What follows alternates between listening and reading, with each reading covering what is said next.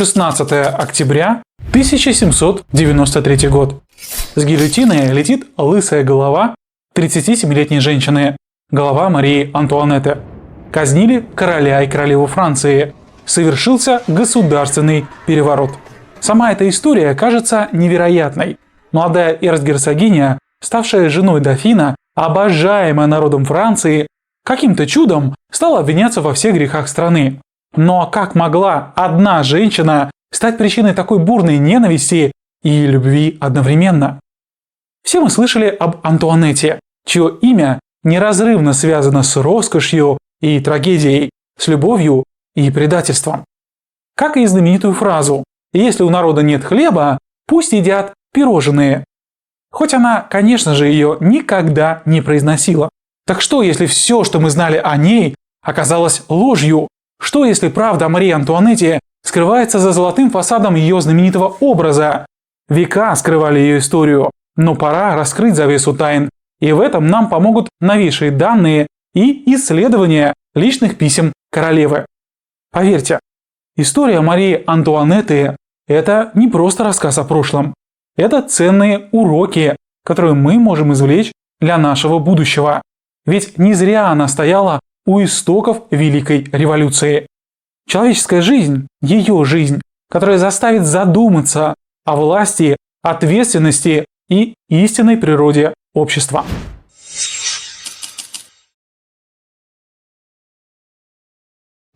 Мария Антония Юзефа Иоганна Габсбург-Лотарингская, а именно так звучит полное имя Марии Антуанетты, была 15-м ребенком в семье, и роды у ее матери, Марии Терезии, проходили очень тяжело. Ну еще бы, если рожать почти каждый год. Родилась она, кстати, в 1755 году в Вене, в семье императора Священной Римской империи Франциска I, в день поминовения усопших, что, как сами понимаете, было не очень хорошо. Поэтому ее день рождения отмечали за день до этого, 1 ноября, в День всех святых.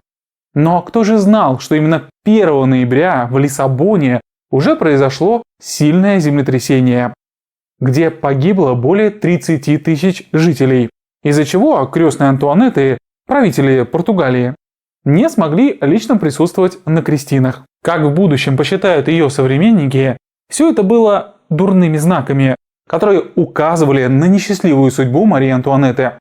Вот интересно, если бы ее ожидала иная судьба, стал бы кто-нибудь упоминать об этом и других якобы предзнаменованиях? Как считаете? Я вот думаю, нет. Итак, оставим пока дурные знаки в стороне и вернемся к малышке Антуанетте, которая свое детство проводила в прекрасных дворцах. В теплое время это был Шонбрунн, а в холодные зимы – Хофбург.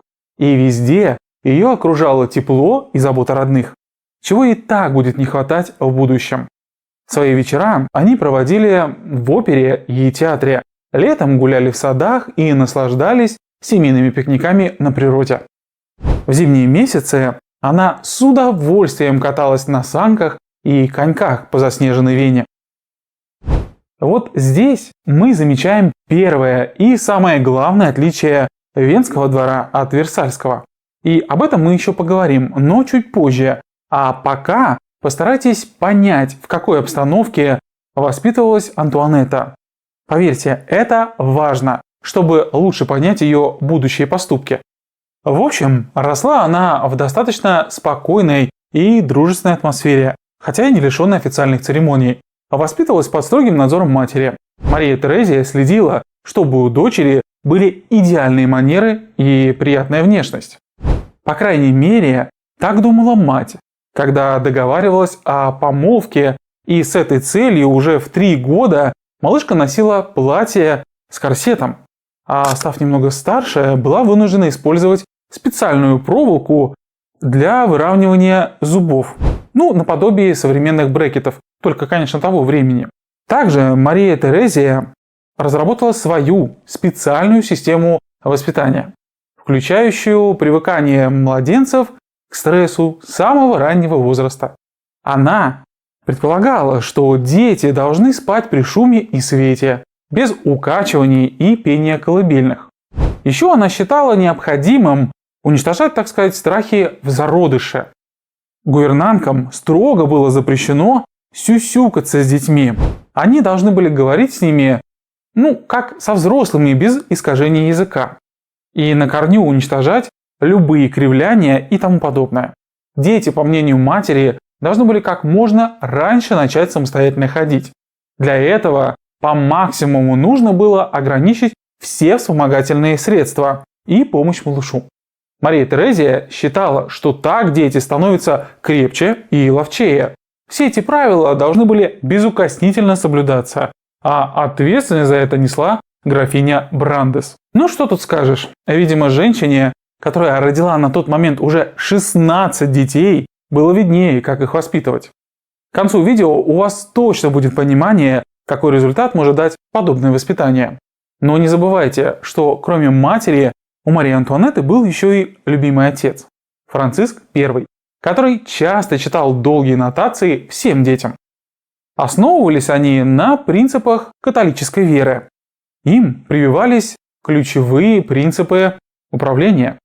Нельзя давать приказы в гневе, а налоги не должны быть чрезмерными лишь для того, чтобы содержать королевский двор в роскоши.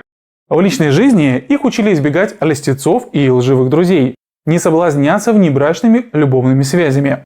Франциск боролся с их рассеянностью, грубыми играми и учил не оправдывать зло. По мнению отца, как и простые люди, эрцгерцоги всегда должны были думать о спасении души как о главной цели в жизни. Это обучение было общим для всех детей. Он, кстати, не знал немецкого языка и с любимой младшей дочерью говорил по-французски. И вот когда Мария Терезия почти выбила официальное соглашение о помолвке у Людовика XV, а по-другому это и не назовешь, учитывая количество подарков и поблажек в сторону французских посланников, она второпях стала подтягивать дочь по всей программе из цикла «Юная королева». Ведь к своему стыду Мария Терезия обнаружила, что ее дочь не обладает даже поверхностными знаниями по истории и географии. Да она даже на родном французском пишет с ошибками, да и говорит не намного лучше, используя множество заимствований из немецкого, на котором вообще писать не умеет. Ну, а что же говорить про итальянский, третий официальный язык Венского двора, который вообще находился в зародышевом состоянии? Впрочем, и музыкальное образование, несмотря на знаменитого учителя, ее учил не кто-нибудь, а сам Кристоф Глюк, также не соответствовало строгим стандартам ее матери. Хотя хочу заметить, девушка играла на арфе, флейте и клавесине, обладала хорошим слухом и прекрасно пела, чем любили наслаждаться в кругу ее семьи. Тут, я думаю, у королевы случился нервный срыв, ведь она лично читала ее работы, написанные идеальной рукой. Как же так? А все оказалось до банального просто. Юная Антуан, как ее называли в семье, была невероятно обаятельна и умело пользовалась этим. Думаю, вы уже догадались, что она очаровала свою гувернантку, и та написала за нее пару-тройку работ, а может и старшая сестра Мария Каролина приложила к этому руку. Ее, кстати, в 1768 году выдали за Фердинанда IV вместо своей старшей сестры Марии Йозефы, которая после обручения заболела оспой и скоропостижно умерла, что стало первой трагедией в жизни Антуанетты. Она очень любила старшую сестру. Об отношениях Антуан с сестрой ярко говорит письмо Марии Каролины, написанное матери после отъезда из Вены в 1768 году. Пишите мне обо всем, что касается Марии Антуанетты, что она говорит, что делает, даже о чем думает. Я умоляю вас, любите ее, это так важно для меня. Прошу вас, передайте моей сестре, что я очень ее люблю. А через 3 месяца после свадьбы, а именно в свой день рождения, 13 августа, Мария Каролина напишет следующее.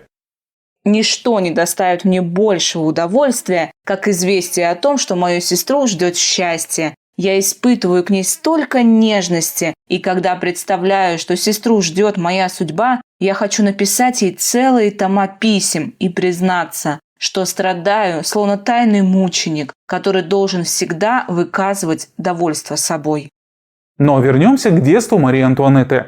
Мать решила ограничить общение девочек. Вот что она написала Марии Каролине. Я запрещаю вам иметь всякие секреты и вести тайные разговоры. Все эти секреты, впрочем, лишь язвительные замечания в адрес ваших родственников или учителей. Я предупреждаю вас о том, что за вами будут строго следить, и желаю, чтобы вы, как старшая, вели себя более благоразумно и благотворно влияли на вашу сестру». В итоге королева гонит вон графиню фон Брандес, ту самую гувернантку, вставляет пистонов дочерям и спешно нанимает основателя современного балета Жан-Жоржа Навера, а также двух популярных актеров из французской труппы, которые оказались на гастролях в Вене. Видимо, сделав ставку на обаяние дочери, Мария Терезия посчитала, что если она, по крайней мере, будет идеально танцевать, сносно петь и говорить по-французски, то остальное могут как бы и не заметить. Главное свадьбу сыграть, а там будь что будет. Вы представляете, насколько Марии Терезии, этой мудрой, образованной и невероятно сильной женщине, нужна была эта свадьба, раз она пошла на такие меры?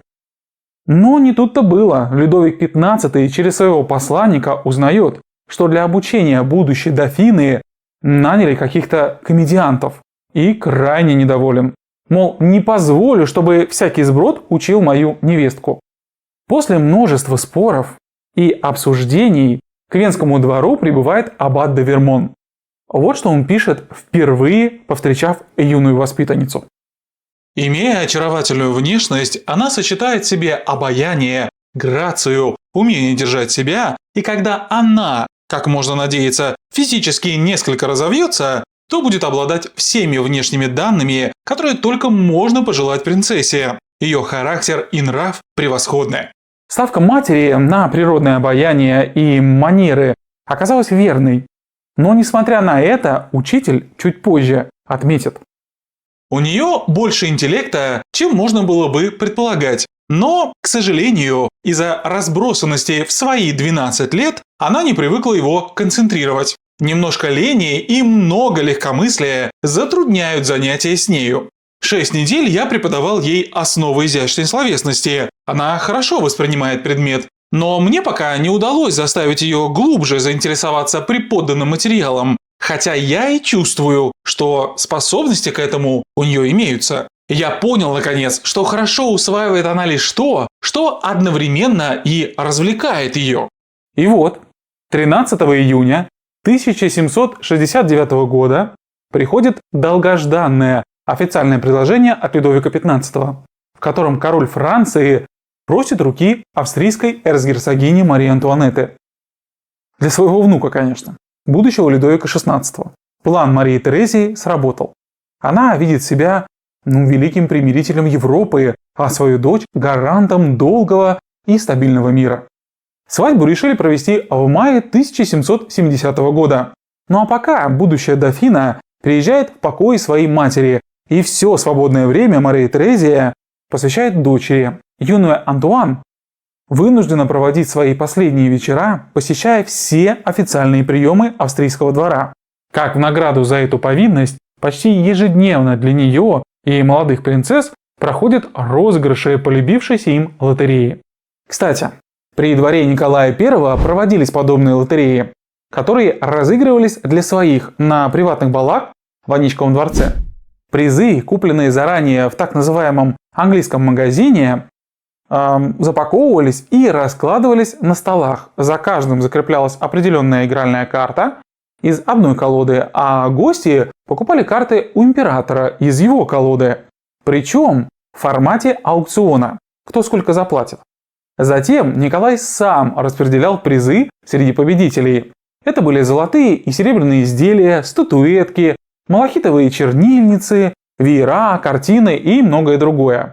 Как же была устроена лотерея при Венском дворе, мне неведомо. Но не думаю, что она сильно отличалась по своей сути. Но что же касается Марии Антуанетты, то она еще не до конца осознает, что ждет ее впереди. Ей все так же хочется играть в куклы и кататься на санках, а не слушать нравоучения матери, которая взвалила на юную 13-летнюю девочку непосильную ношу ответственности. Пока же единственная польза для Австрии виделась в том, что спешно начался ремонт дорог, по которым будущая дофина проследует во Францию. В принципе, сегодня ничего не изменилось. Дороги также ремонтируют к приезду важных гостей. У алтаря стояла юная и невероятно обворожительная невеста с пепельно-русыми волосами в длинном платье из серебряной парчи. А рядом с ней роль жениха исполнял ее любимый старший брат, эрцгерцог Фердинанд. Эта сцена могла напомнить им обоим о тех вечерах, когда всей семьей они ставили представление в своем домашнем театре.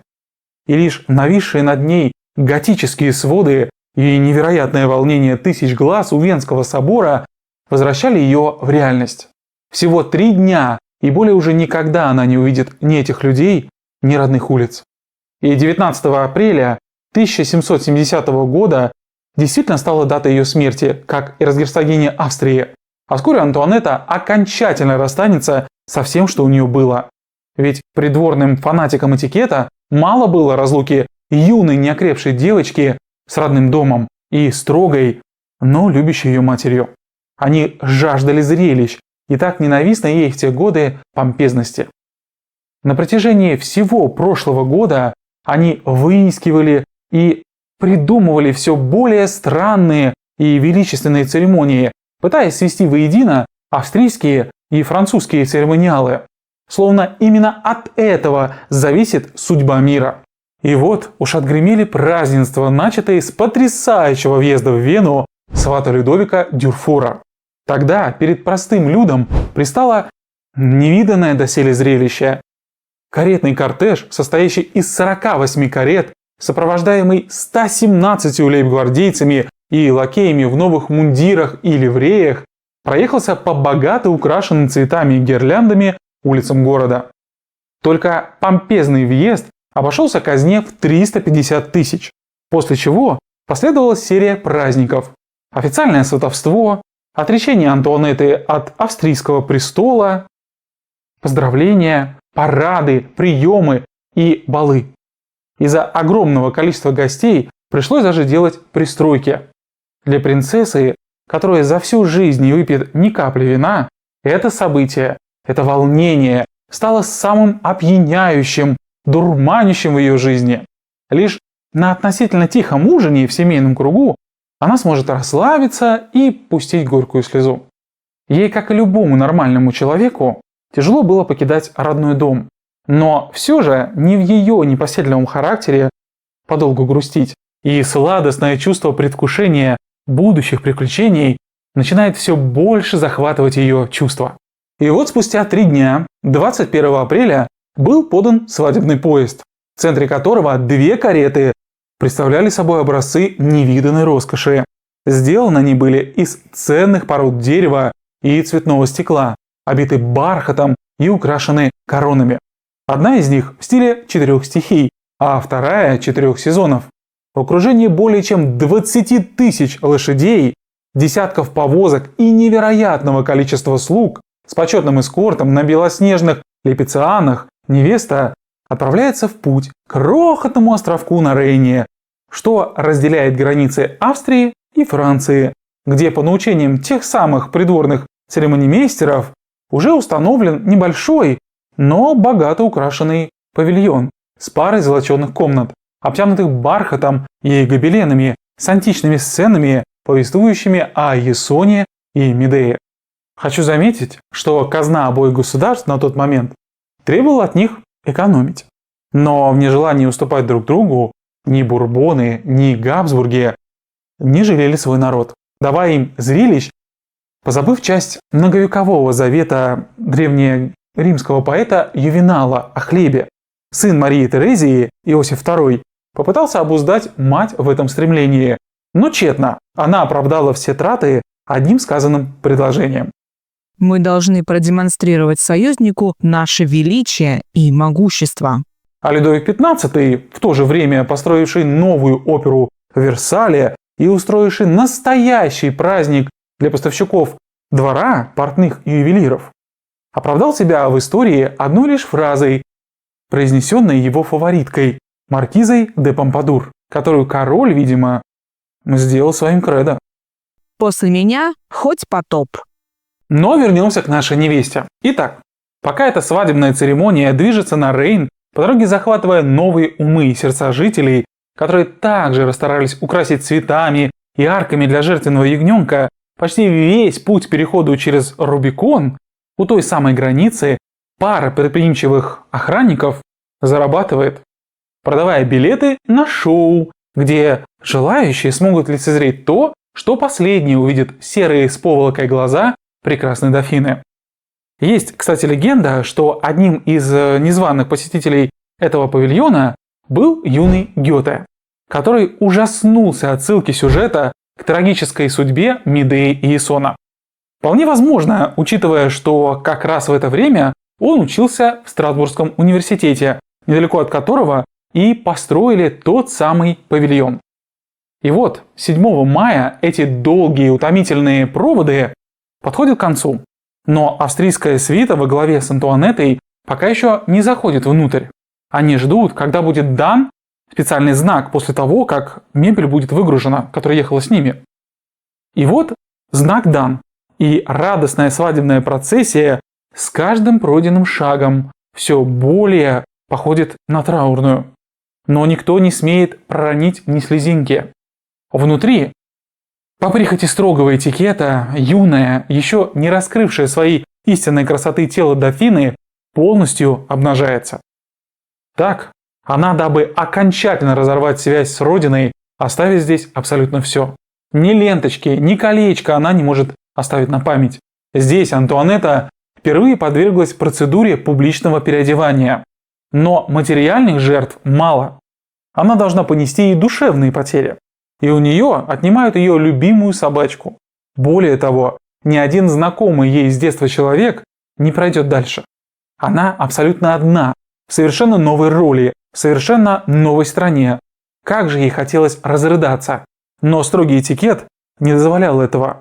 И лишь только одевшись в пышное французское платье, расшитое золотом и камнями, попав в руки уже новой, но сразу такой родной графини де Нуай, она не сдержала своих чувств и заплакала. Но окружающие французы, словно бы не замечая, расселись по своим каретам. За те 2 дня, что она провела в Страсбурге, Мария Антуанетта написала следующие строки своей матери.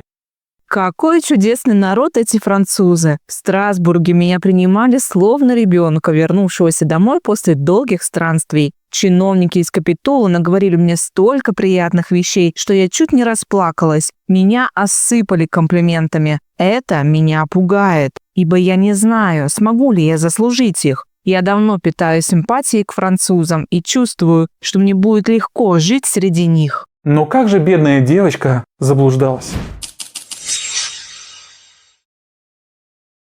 И вот 9 мая вся эта свита направилась к Кампьенскому лесу, где их уже ждал король и его внук, ее новоиспеченный муж Луи Агюст, который, в отличие от любвеобильного короля, охотчика до юной плоти, не очень-то жаждал этой встречи. Мало того, что его отец и мать были категорически против союза с давним врагом, так еще и добрая половина Версальского двора уже за глаза называла дофину «эта австриячка». А посеяли это зерно неприязни к Марии Антуанетте не кто-нибудь, а дочери Людовика XV, тетки ее мужа, которым, кстати, это никак не помешало использовать наивное дитя в своих будущих интригах. И посеяно это семя было на благодатную почву, да знатно удобрено недавним поражением Франции в Семилетней войне. Но, быть может, личная встреча побудит сердце дофина передумать? Все-таки Мария Антуанетта обаятельна и очень хороша собой, с белоснежной кожей, с легким розовым румянцем, аккуратной точеной фигуркой и невероятной грацией. Она не ходит, а плывет. Она игрива, мила, жизнерадостна и не глупа. Что еще может желать муж от своей жены? И вот, наконец, 14 мая на красной дорожке, чуть ли не подпрыгивая от нетерпения, на краю Кампьенского леса у реки стоял король в своей широкополой шляпе со сверкающим бриллиантом большим питом, в окружении 3 сварливых старых дев, его дочерей, успевших уже подпортить впечатление от встречи, и неуверенным, задумчивым мальчиком с угрюмыми глазами, тем самым Луи Агюстом, который был полной противоположностью своей невесты Марии Антуанетты. О его внешности говорили негативно. Его сравнивали со снулой рыбой. Он был старше невесты всего на 1 год, но в сравнении с ней казался старичком. Луи был высоким, неуклюжим, склонным к полноте и из-за близорукости не всегда узнавал придворных. Он был застенчивым, чувствовал себя нелюбимым и не доверял никому, включая самого себя. У него было хорошее образование и знания в разных предметах. В общем, он был совершенно непригоден к быстрым и решительным действиям, чем разительно отличался от будущей жены. И никто вначале и не думал, что он станет наследником трона. Но судьба решила иначе. И вот настает долгожданный момент, вырывая юношу из раздумий. Вдалеке виднеется кортеж дофины. Все начинают готовиться к первой личной встрече, ожидая официального ритуала приветствия. Но юная и порядком заскучавшая в дороге Мария Антуанетта на радостях забывает об этикете. Выйдя из кареты, она практически бежит к королю и падает перед ним на колени. От всей души улыбается и целует ему руку. Все присутствующие были тронуты этим зрелищем, а король тут же поднял дофину и нежно обнял.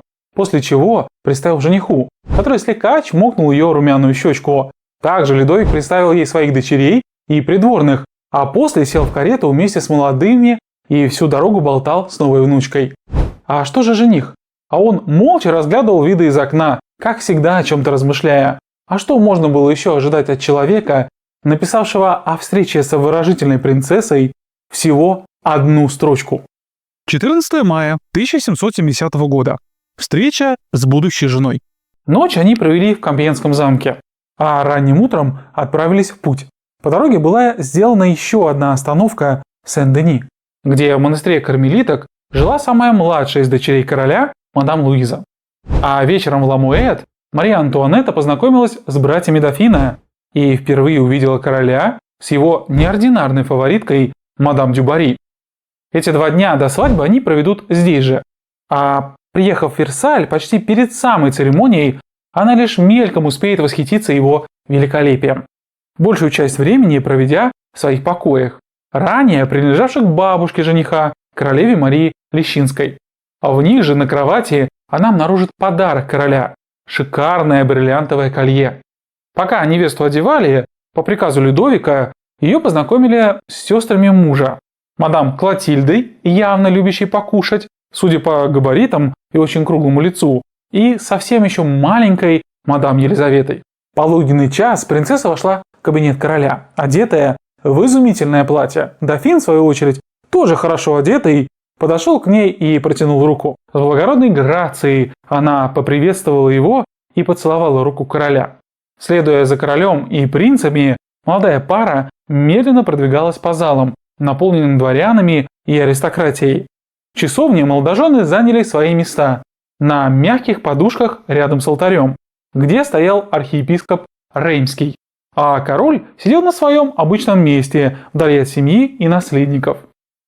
Присутствующий на свадьбе герцог де Круа писал: Часовня была украшена сверху донизу. С высоких ступенек была видна огромная толпа лучших фраков, красивых платьев и вообще всего самого красивого и изысканного. Лучи солнца заливали часовню и наполняли ее светом.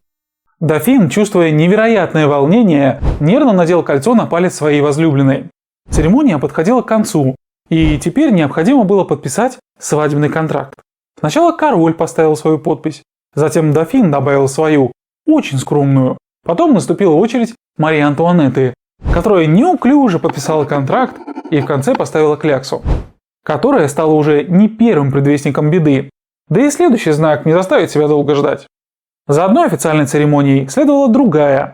Марии Антуанетте давали клятвы верности придворные и даже старшие слуги. После она принимала иностранных послов. А тем временем, в честь столь знакового события для французов, в Версальском парке начались народные гуляния. Тысячи парижан приехали полюбоваться фонтанами и фейерверком. Но, увы, гроза, разразившаяся посреди дня, не позволила этого сделать. За этим увлекательным действом прошел весь день. В те времена Версаль принимал каждого, кто соответствовал определенным требованиям. Например, носил шляпу и имел шпагу.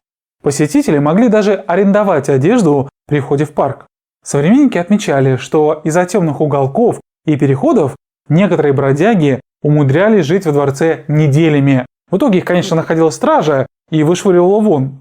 Эта традиция была заложена основателем Версаля Людовиком XIV, прадедом нынешнего короля. Кстати, советую посмотреть наше видео про великолепного короля солнца, если еще не видели. И вот эта ситуация была одной из многочисленных проблем с виду великолепного двора. Казалось бы, решите вы эту проблему. Просто запретите вход всякому сброду. А нет, этикет. Да, во Франции того времени не жалели никаких сил, дабы сохранить эти устаревшие традиции, так угнетающие юную Марию Антуанетту. Вечером же состоялся грандиозный банкет, на который было приглашено около 6000 гостей из высшей аристократии. Но не пировать. Для них в зеркальной галерее и в прилегающих к ней апартаментах расставили игорные столы. И король пригласил всех на игру, которая была лишь элегантным предлогом, позволяющим полюбоваться на королевскую чету за трапезой. После продолжительного гуляния молодых отвели в спальню, проведя все необходимые ритуалы. Но, увы, нерешительность молодого наследника и неопытность дофины не дали свершиться данному союзу в полной мере ни в ту ночь, ни в одну из 1000 последующих. О самих же причинах такого поведения поговорим чуть позже.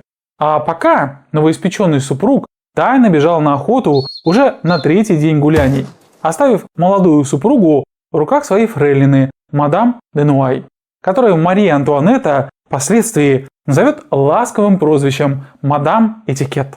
На следующий день гуляния продолжились в Версальских садах, куда съехалось почти 200 000 парижан полюбоваться на обещанный королем салют и потанцевать. По заметкам современников, праздник продлился до утра, а ночью от иллюминации было так светло, словно солнце и не садилось.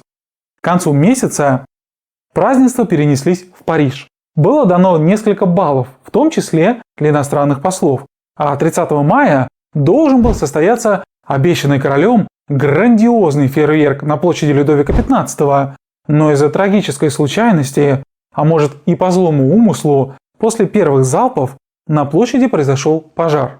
Начались взрывы, и огромная толпа рванула на улицу Руаяль, где велись строительные работы. В панике некоторые из них падали в ямы, оказываясь под ногами бегущих.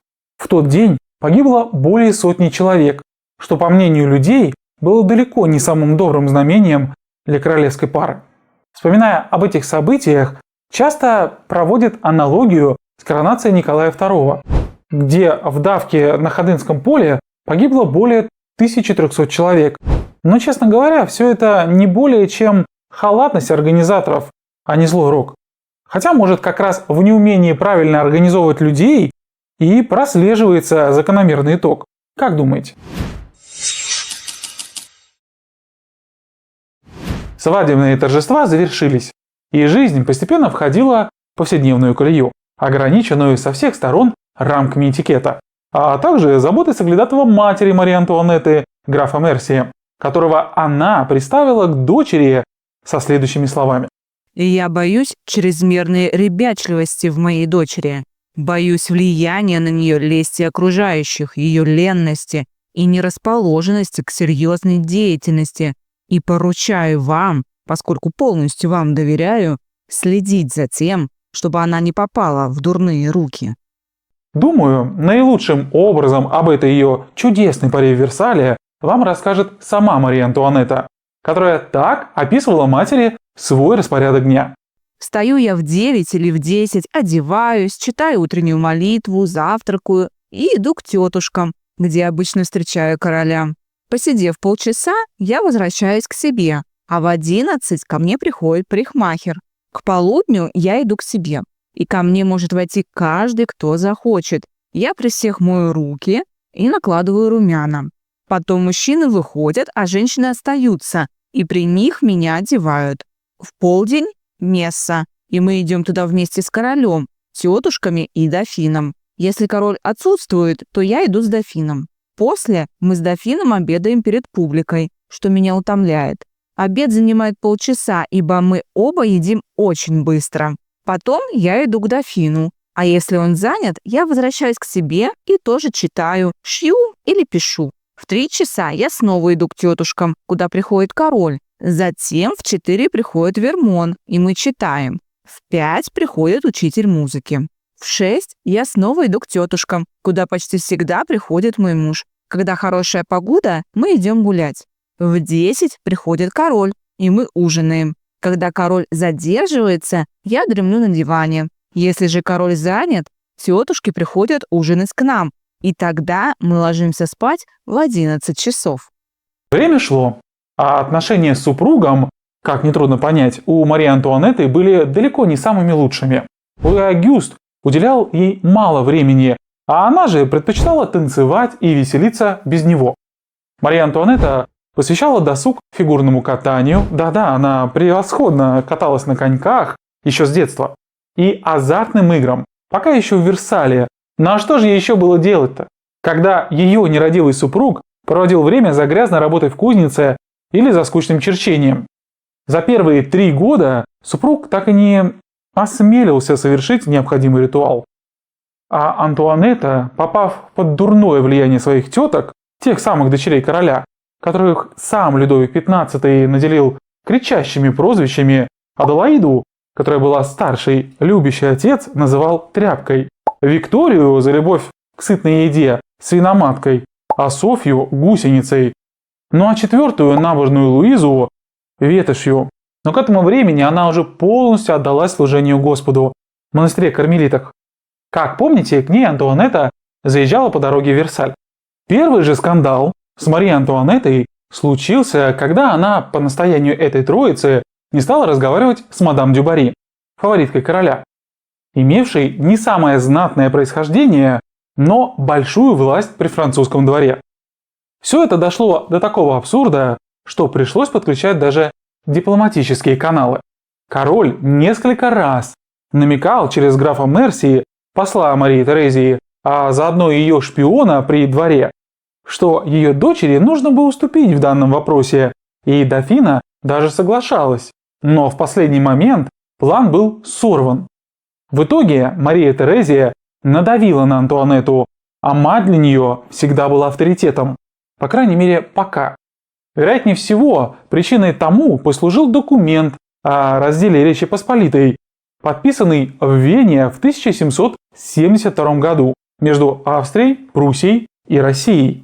А Мария Терезия боялась, что Людовик может заступиться за Польшу, и заставила вымолвить дочь 7 заветных слов, дабы успокоить Дюбари, которая в свою очередь продолжит отвлекать внимание короля чем-то другим. После письма матери она, проходя мимо фаворитки, как бы невзначай скажет: Сегодня на приеме в Версале много людей. После этих событий Мария Антуанетта пишет ответное письмо матери. Вы должны верить мне. Я всегда буду отказываться от своих предубеждений, но лишь до тех пор, пока от меня не потребуют чего-либо оскорбительного для меня или затрагивающего мою честь. Мария Терезия, в свою же очередь, указывает ей на абсурдность и глупость этого заявления.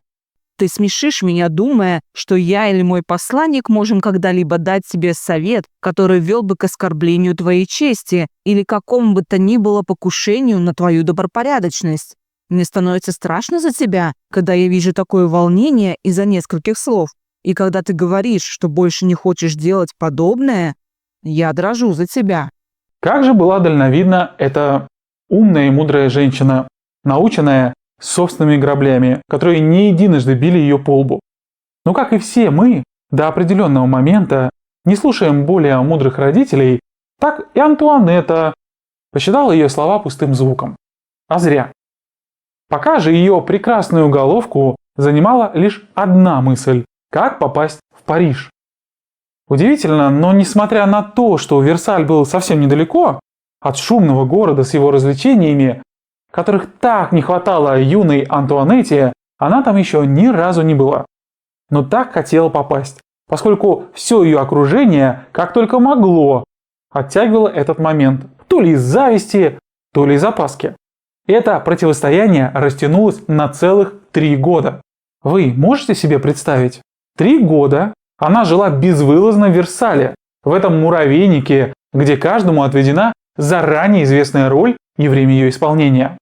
Да кто бы на ее месте не хотел оттуда вырваться, хотя бы на денек, да еще и при том, что личная жизнь у нее с мужем так и не наладилась. Ну, как говорится, настойчивость города берет. И в итоге Мария Антуанетта требует у короля Людовика права посетить Париж. И он соглашается, не найдя реальных причин для отказа. Да и правда, сколько можно было тянуть? 3 года уже все-таки прошло, как она стала дофиной Франции, но не видела даже простых французов и столицу своего государства. Но учитывая, что ее выезд в Париж должен быть торжественным, король предлагает ей самой выбрать дату с учетом времени на подготовку. И она указывает на 8 июня. Но желание ее уже было столь велико, что дождаться этого события она никак не могла и уговорила мужа на посещение Парижа тайно за несколько дней до официального визита. Вернулись молодые под утро. Она была в восторге, а он, как всегда, безразличен. Что же касается официальной части, то, как и было запланировано, торжественная процессия выехала в Париж 8 июня. Улицы города были заполнены людьми до отказа. Все ликовали и приветствовали молодую пару словами «Слава дофину и дофине». Люди были счастливы, увидев воочию своих будущих властителей, на которых уже тогда возлагали свои надежды.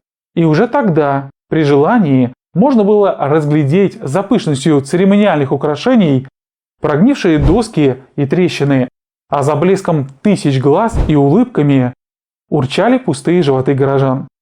Но разве все это волновало будущую королеву? Нет. Она была юна и прекрасна, увлечена собой и своим выходом в свет. Там же, на одном из парадных балконов, маршал Франции Бриссак скажет знаменитую фразу: «Мадам, дофину это, возможно, не понравится, но вы видите перед собой 200 тысяч влюбленных в вас». А как нам известно, от любви до ненависти один шаг. Но это позже, а пока Париж и его народ очаровывает Антуанетту. Она, наконец, чувствует себя на вершине, ее оценили, и она более чем довольна этой оценкой. Словно бы нарцисс, она видит в этой ликующей толпе свое идеальное отражение и начинает любить его сама. Последний вторник был для меня праздником, который я никогда не забуду. Наш въезд в Париж.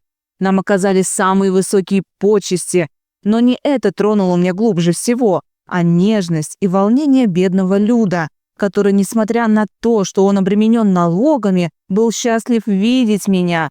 В саду Тюильри собралась такая густая толпа, что 3/4 часа мы не могли двинуться ни вперед, ни назад, и нам пришлось потом еще целых полчаса задерживаться на открытой террасе. Я не в состоянии описать вам, дорогая мама, те знаки любви и радости, которые нам при этом высказывались. И прежде чем отправиться в обратный путь, мы приветствовали народ, помахав ему на прощание рукой, что доставило ему большую радость. Как счастливо сложилось, что в нашем положении так легко завоевать дружбу. И все же нет ничего дороже ее. Я очень хорошо почувствовала это и никогда не забуду. Чертик выпрыгнул из табакерки, и обратно его уже не загонишь. Антуанетта начинает приезжать в Париж по 3 раза в неделю. Первое время ее интересует архитектура, история и искусство. Но вскоре акцент смещается в сторону более приземленных удовольствий. Театр и опера, где каждое ее появление вызывает фурор и овации с множеством лестных комплиментов, сменяется ночными вылазками для участия в маскарадах и игры в карты, где она, наконец, может позволить себе расслабиться. Но все же она старается держать себя в рамках и соблюдать положенный ей этикет. Но совсем скоро все изменится, как для Франции, так и для нее. Ну а как же муж, Луи Агюст? Неужели его устраивали ночные похождения молодой супруги? Да как вам сказать, ему было бы не то чтобы все равно, но сделать он ничего не мог в силу нескольких причин. Во-первых, в силу характера был робок и не уверен в себе. Так что даже если бы он и хотел что-то ей возразить, то легкая на подъем, словно ветер Антуанетта, уже бы была на полпути на очередной бал, пока Луи перебирал бы в голове свои аргументы. Ну а во-вторых, чувствовал свою вину перед ней за вопиющее безразличие в спальне и свои редкие неуклюжие потуги. Казалось бы, как такой брак можно назвать счастливым? Но они оба были вполне довольны. Пока одна развлекалась на очередной вечеринке, другой мастерил и чертил. А поутру, когда она приезжала с очередной гулянки, он собирался на охоту. На этом можно было бы и закончить, если бы речь шла об обычной супружеской паре, поскольку никогда и ничто бы не нарушило эту идиллию совершенного согласия до конца их дней. Просто по причине отсутствия малейшего сопротивления между ними. Но 10 мая 1774 года король Людовик XV в муках умирает от оспы. Прошлые фавориты уходят в тень, включая и Дюбари, которую по требованию церкви Людовик XV лично отослал, чтобы у него приняли исповедь. В первые же месяцы своего правления новая 19-летняя королева начинает вносить свои правки в устоявшийся вековой и так ненавистный ей этикет. Первым делом снимается запрет на посещение личных покоев третьим сословием. То есть простолюдинам разрешается ходить в комнаты королевы, что по традиции было правом только дворянства и духовенства с момента самого основания Версаля. Об этом более подробно можете узнать из нашего видео про короля солнца. Окончательно было утверждено личное министерство моды во главе с Розой Бертен, из-за которой, собственно, запрет и был снят.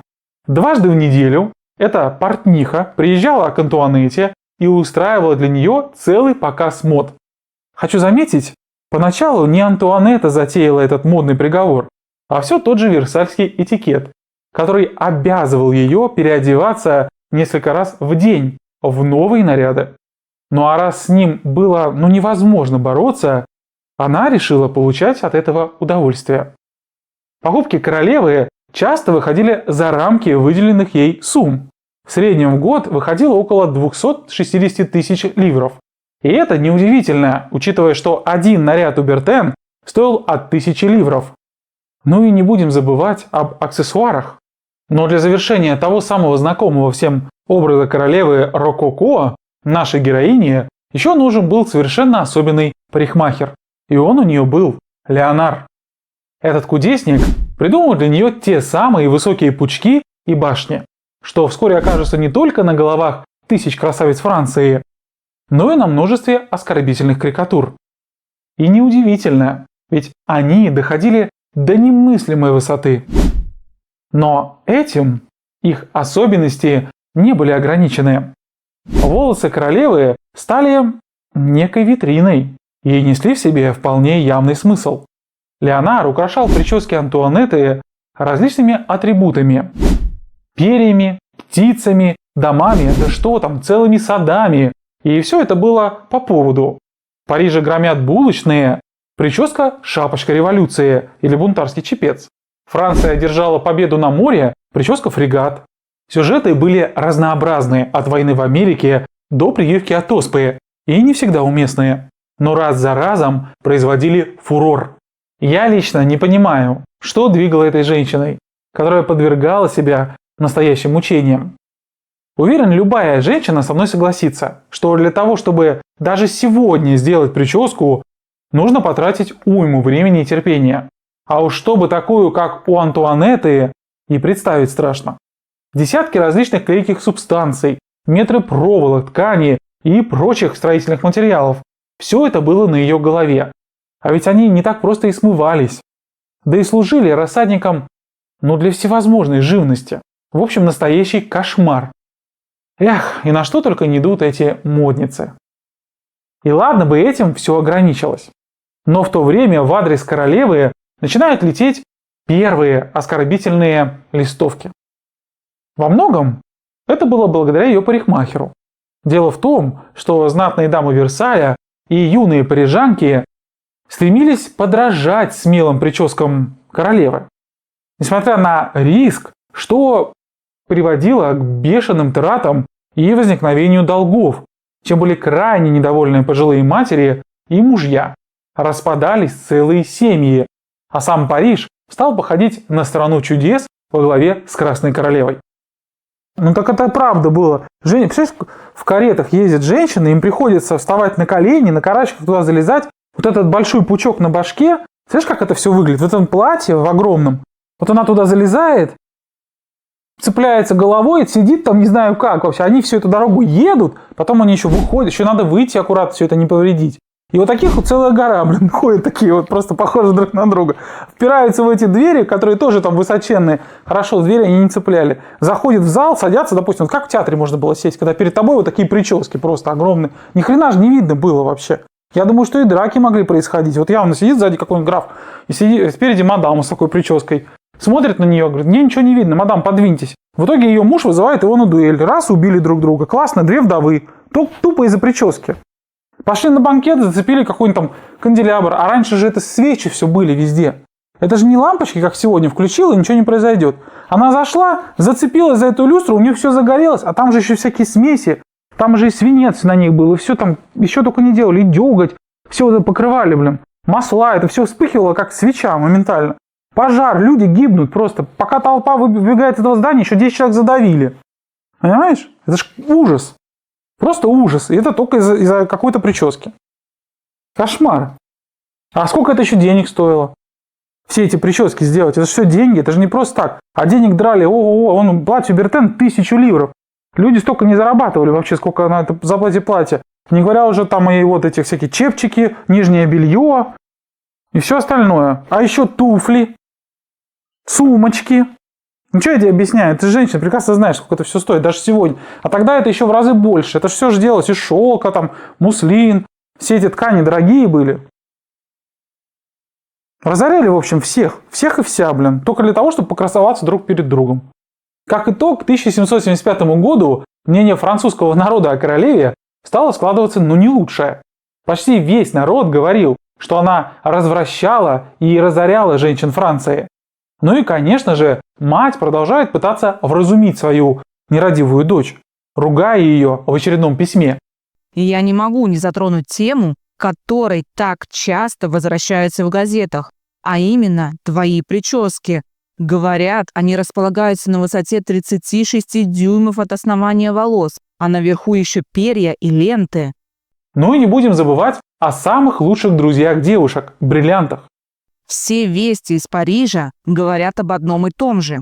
Ты опять купила себе браслет за 250 000 ливров. Тем самым расстроила свои доходы и наделала долгов. И вот ради поправки дел ты продаешь за бесценок свои бриллианты. Такие сообщения разрывают мое сердце, в особенности, когда я думаю о твоем будущем. Когда же ты образумишься? Повелительница унижает себя, столь расточительно наряжаясь, и еще более унижает себя, доводя свои траты в такое время до огромных сумм. Я слишком хорошо знаю этот дух расточительства и не могу об этом молчать, так как люблю тебя ради тебя самой и не собираюсь льстить тебе. Остерегайся. Подобным легкомыслием ты можешь потерять уважение, приобретенное в начале правления. Всем известно, что король очень рассудителен, следовательно, все вины будут на тебе. Молю Бога, чтоб не дал он мне дожить до ужасной катастрофы. Но не в этот раз, ни в последующие. Она не прислушается к советам матери. Юная королева, это милое австрийское солнце, сходила над Великой Францией, превращающейся под ее лучами в сплошной маскарад. По крайней мере, именно в этом был убежден народ той самой Франции, что открывало путь предприимчивым натурам. И именно это легкомыслие и любовь королевы к украшениям создали возможность для аферы века, сюжет которой невероятен настолько, что порой просто смешон.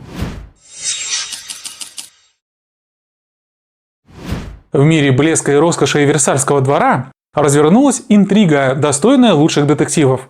Афера с бриллиантовым колье, которая потрясла основы монархии, оказалась не просто скандалом, но и зеркалом того времени. Королева Мария Антуанетта, известная своей любовью к драгоценностям, была втянута в сделку, о которой не имела ни малейшего понятия. Однажды к ней пришел ювелир с требованием оплаты долга за невероятно дорогое колье ценой весь ее трианон, а это более 2 миллионов ливров. Чем королева была крайне удивлена. Ведь она никогда не покупала подобной бескусицы, что когда-то была сделана для ненавистной ей фаворитки Людовика XV, мадам Дюбари. Но ювелир божился: как же так, мадам? Ведь мы договорились с вами о скидках и рассрочке на 2 года. Вы же все подписали.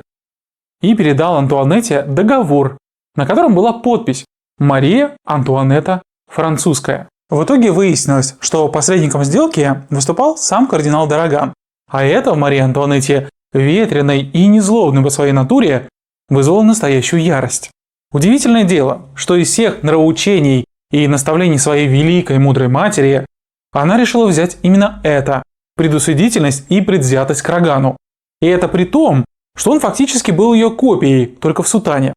Конечно, под копией, я имею в виду его отношение к жизни, да и неприязнь Марии Терезии была вызвана этим человеком именно из-за точно такого же фривольного, дерзкого и расточительного поведения, как у ее дочери, которое она некоторое время могла наблюдать в Вене, где нынешний кардинал выполнял роль посланника Франции.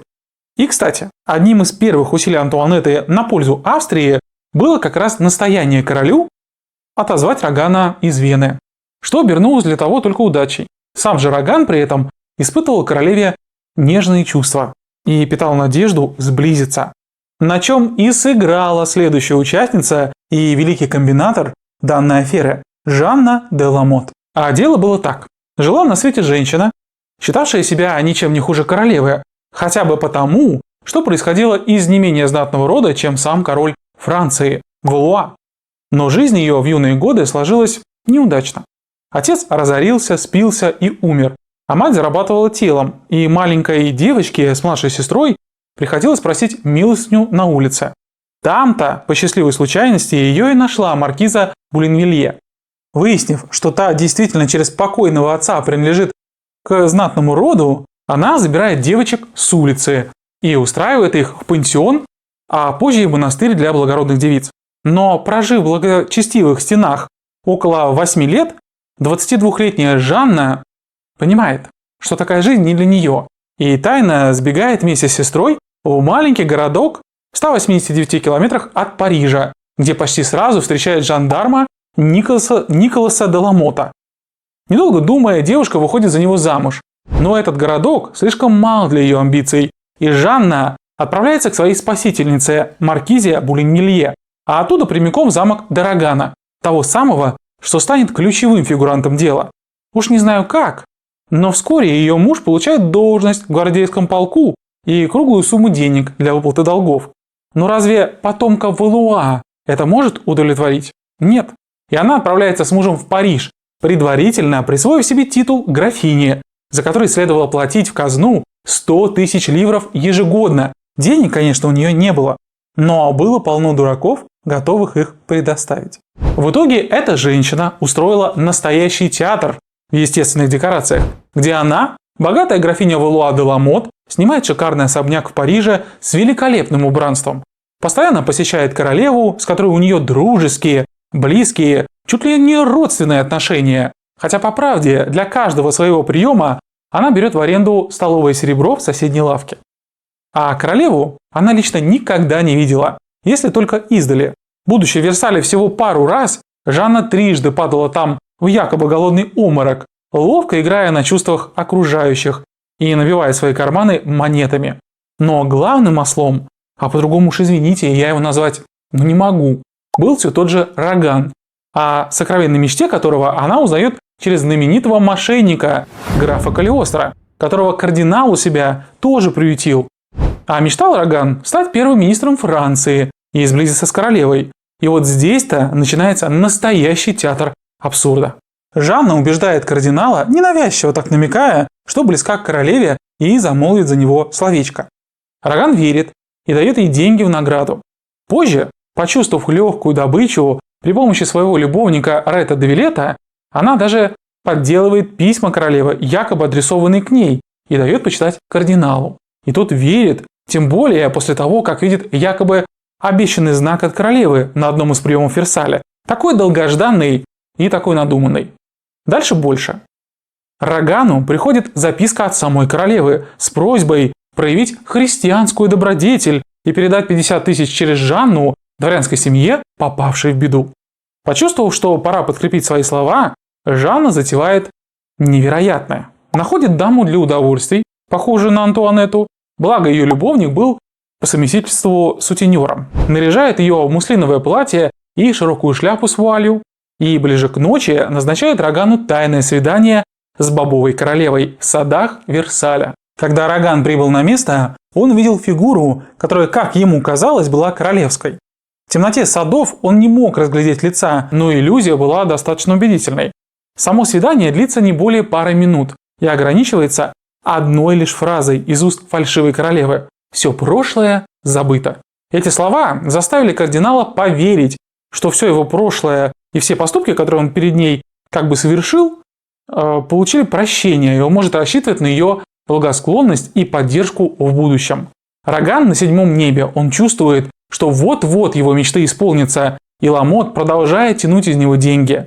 В итоге она настолько осмелела, что решила воспользоваться той самой, известной всем любовью Марии Антуанетты, бриллиантом, и замахнулась сразу на пару миллионов. Через письма и уговоры навязала Рогану якобы волю королевы, который был почти готов ее выполнить, но все-таки потребовал документ, расписку от королевы. И, конечно же, почти сразу ее получил. Чтобы понять суть происходящего, я предлагаю взглянуть на события глазами настоящего следователя, а точнее министра двора, или, как нам сегодня привычнее, министра внутренних дел, барона де Бретея, которому было поручено расследовать это запутанное дело. Первый ход был сделан в 1782 году, когда ювелиры обратились к Людовику XVI с предложением подарить ожерелье его супруге Марии Антуанетте после рождения дофина. Король находился в шаге от покупки, но неожиданно узнал о поражении своего флота под командованием де Грасса у Санто-Доминго, что сулило казне большие траты. И Людовик отказывается от сделки, а ожерелье возвращается к ювелирам, оставаясь без внимания на 2 долгих года. И вот в 1784 году ювелиры, отчаявшиеся найти покупателя для своего бриллиантового ожерелья, столкнулись с господином Ашетом. Он представил их своему зятю, адвокату Лапорту, который, в свою очередь, связал их с графиней де Ламот, заявившей о своих связях с королевой. 21 января 1785 года графиня сделала смелое заявление: королева желает приобрести ожерелье, но обстоятельства требуют скрытности. Она обещала, что высокопоставленный господин, кардинал де Роган, будет действовать от ее имени. 24 января графиня и ее супруг появились у порога ювелиров, чтобы анонсировать визит кардинала. Вскоре явился и сам кардинал. Он осмотрел ожерелье и попросил сбавить цену до 1 600 000 ливров, подчеркнув, что выступает лишь посредником и требует все сохранить в тайне. Через несколько дней в поместье Рогана ювелирами были подписаны документы, согласно которым оплата будет производиться частями в течение 2 лет. Первый платеж в 400 000 ливров должен был быть сделан 1 августа. Дело оставалось за малым – отдать бумаги королеве для согласования и подписи. 1 февраля кардинал де Роган вновь пригласил ювелиров. На этот раз с ожерельем. Он предъявил документ, утверждающий, что королева одобрила условия сделки, с подписью внизу «Мария Антуанетта Французская». Кардинал заявил, что документ останется у него, а для дополнительной уверенности ювелиров он показал письмо якобы от королевы с обещанием, что они могут получить оставшуюся сумму по своему усмотрению. Он также пообещал напомнить о платеже, если вдруг королева забудет. После этого Бомер и Бассанж, а именно так звали ювелиров, довольные исходом, оставили ожерелье у кардинала. За 3 недели до первого платежа кардинал резко изменил условия. Потребовал скинуть сумму платежа до 200 000, но взамен пообещал выплатить чуть позже сразу 700 000. Ювелиры согласились и под диктовку Рогана написали письмо королеве.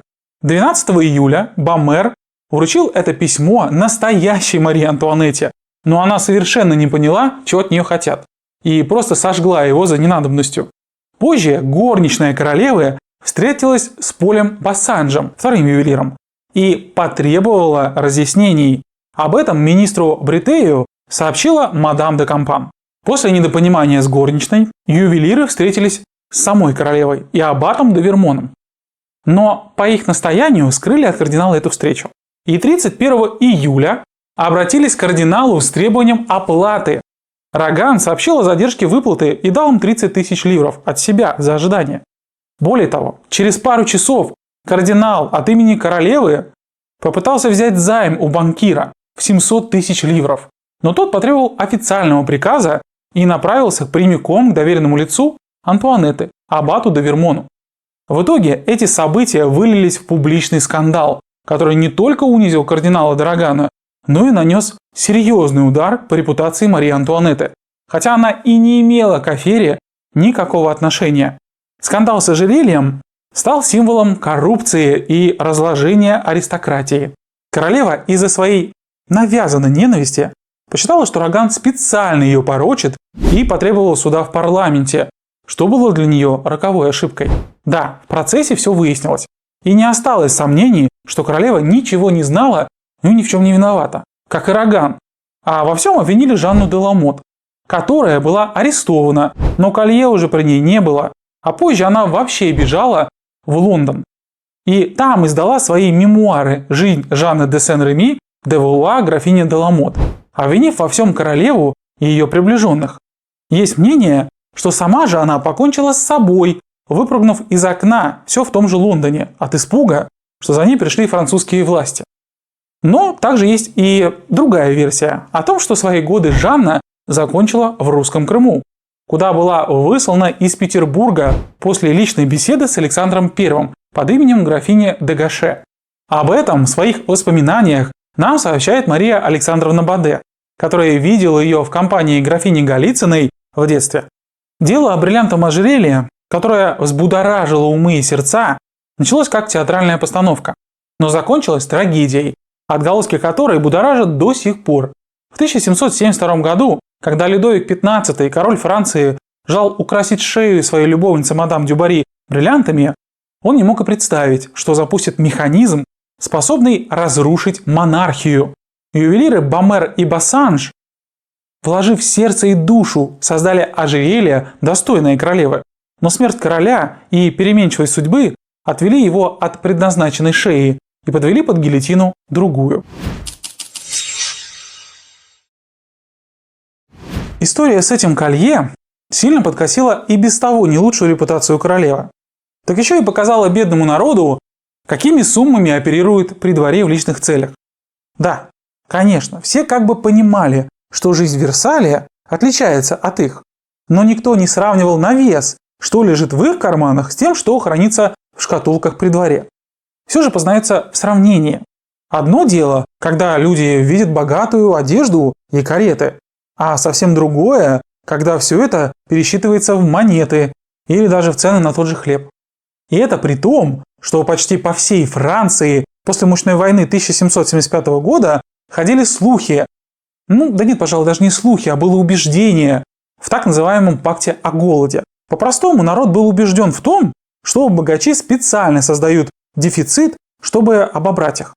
И степень этой веры была настолько велика, что в заговор поверил даже сам контролер финансов Жак Тюрго, из-за реформ которого и началась сама мощная война, в которой также часто упоминали роль королевы и ее траты. Но главной страстью Антуанетты стали вовсе не бриллианты, а ее заветный отдельный мир – Малый Трианон, подаренный ей мужем через 2 недели после воцарения. Этот небольшой по меркам Версаля особняк с садом возводился для маркизы де Помпадур, любимой фаворитки деда Луи Агюста Людовика XV, где она с королем должна была проводить уединенные вечера вдали от любопытных глаз. Но маркиза не успела насладиться подарком, так как скончалась в 1764 году, а строительство особняка же завершилось через 4 года. А вот так ненавистная Мария Антуанетте Дюбари провела там немало времени в компании своего покровителя. Там, кстати, был предусмотрен специальный механизм – лифт для подъема блюд с кухни в обеденную залу. Как вы понимаете, опять-таки, для того, чтобы никто не знал, чем конкретно заняты люди внутри. Почти такой же есть у нас в Петергофе, но в отличие от Петровского, французский так и не был доделан. Для Марии Антуанетты Это был глоток свежего воздуха. Наконец, за 4 года появилась возможность вырваться из тесных китовых корсетов и почувствовать себя простой женщиной, которая занимается домашними делами, опять-таки, в ее понимании. Вначале она просто проводит в Трианоне дни со своими подругами, принцессой де Ламбаль и герцогиней Полиньяк. А вечером возвращается в Версаль. Но уже здесь ползут слухи, что королева тратит огромные деньги на ремонт, якобы даже украшает стены бриллиантами и проводит там вечера с де Ламбаль не как подруга. Королева пропускает эти грязные слухи мимо ушей, ведь она-то знает, что в действительности оставила практически без изменений приглянувшийся ей неоклассицизм, простой, просторный стиль интимного Трианона, добавив лишь немного декора, хорошей мебели и цвета. Дворец небольшой. 8 комнат, прихожая, столовая, малый и большой салоны, спальня, ванная, небольшая библиотека. Ну а касательно Ламбаль и комментировать нечего. Какие еще гадости не припишет ей молва в революционном угаре. Вскоре эти временные посиделки перерастают в нечто большее. И на 2-м этаже появляется односпальная кровать для королевы. Дворец и его территория превращаются в волшебное королевство, куда путь открыт лишь избранным. Даже король не вправе явиться без приглашения. В числе постоянных гостей Трианона появляются и мужчины. Барон де Брезенваль, граф Валентин Эстерхази, герцог де Куаньи. Был и еще один примечательный гость, который, в отличие от остальных, старался держаться в тени. Шведский дворянин Аксель фон Ферзен. С ним 18-летняя Антуанетта познакомилась на одном маскараде в 1774 году. Причем они сразу привлекли к себе излишнее внимание, поскольку королева специально сняла свою маску, чтобы показаться ему. Одно лишь можно сказать наверняка. Между королевой и Ферзеном завязались искренние, открытые отношения. Насколько это было возможно, конечно, в их положении. Долгое время историки ломали голову, был ли роман между этой парочкой. Ведь сам Наполеон Бонапарт в будущем бросит Ферзену в лицо перчатку в виде фразы «Он спал с королевой». Но на сей вызов Ферзен предпочтет не отвечать. Об их отношениях и новых скрывшихся тайнах благодаря современным технологиям мы еще поговорим чуть позже. А пока вернемся в Малый Трианон. Чем же был Трианон на самом деле для королевы? Миром развлечения и порока или местом уединения и счастья? Вот здесь я хочу вернуть вас в ее детство. Совсем ненадолго. Малышка Антуанетта любила играть и веселиться, общаться со своими сестрами и ходить на пикники с семьей. Да, при австрийском дворе была личная и общественная жизнь. Девочка росла как обычный ребенок дворянской семьи. Не было бесконечных толп, снующих то там, то тут людей. Не было этого миллиона правил. Ее время было только ее, за исключением учебы. И то, как мы помним, этому занятию она не посвящала много времени, находя ловкие способы уклониться от них. Она каталась на санках, играла в валан, гуляла, развлекалась, и никто ее не ограничивал. Были, конечно, официальные редкие церемонии, но то, что с ней стало происходить в Версале, иначе как насилием над юной, неокрепшей душой, назвать нельзя. И вот это все она и постаралась воссоздать для себя. Перестраивается парк, возводятся мельницы, строятся деревенские усадьбы в нормандском стиле. Есть и своя башня, с которой при желании можно полюбоваться видом или половить рыбку. Пусть суррогат, пусть подделка, но ей так хотелось этой простоты. Даже ландшафты переделываются под природный мотив. Все должно быть естественным и при этом идеально искусственным. Здесь, на площади в несколько квадратных километров, словно бы сама природа решает создать новый Эдем. Взяв в него словно с ковчега Ноя, все и сразу, но не по паре, а чуть больше. Французские деревья встают в один ряд с индийскими. Голландские тюльпаны соседствуют с китайскими магнолиями. Создаются уютные уголки, укрытые от чужих глаз. То небольшой горкой, то оврагом. Здесь есть и озеро, и речка, наливные луга и великолепные лесные пейзажи.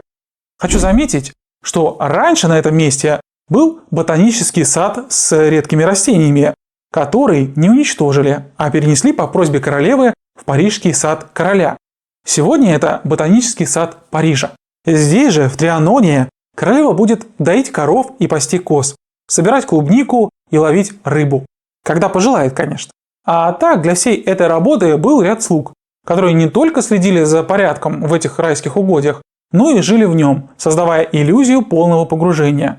Тут же она впервые выйдет на сцену построенного для нее театра «Де ля Рейн». Само только это название указывает на то, как королева воспринимала все происходящее в нем. Да и во всем Трианоне. Словно бы она вновь вернулась в свое детство, где в уютном кругу своей семьи впервые разыгрывала театральные сценки. С каждым днем, проведенным в этом чудесном краю, она все более не хотела возвращаться в этот помпезный, грузный мир реальности Версаля. Вот еще, кстати, о ее деревнях. Там ведь жили не просто вот люди, они взяли какую-то деревню, приехали, все, вы будете жить у нас в Версале. Нет. Она именно взяла людей, которые страдали, от жизни, скажем так, которые бедствовали, которые были на пороге отчаяния. Бедные, голодные. Она их собрала и переселила в свою деревню. В принципе. То есть они там начали жить как в раю. Фактически. Она не так часто там в этой деревне-то ходила, так прогуливалась, а так в домах они совершенно нормально существовали, полноценной жизнь вели и жили за счет королевы. Кто бы отказался-то? Я думаю, что и сегодня бы многие бы согласились так пожить. Так что так. Но я не знаю, насколько это было в моде того времени. Возможно, опять же, вот из-за вот этих веяний Руссо, этой философии, что вот народу немножко надо помогать, они, может быть, во всем Париже это делали. Вот этого не знаю. Может быть, и Орлеанский тоже в своей деревне это делал. Может быть, и другие какие-то вот тоже в своих маленьких там деревушках делали. Потому что они же были не только у нее, они были по всей Франции. Просто запомнилось только ее. Но она, может, самая такая красивая, хотя у Орлеанского тоже большая деревня была.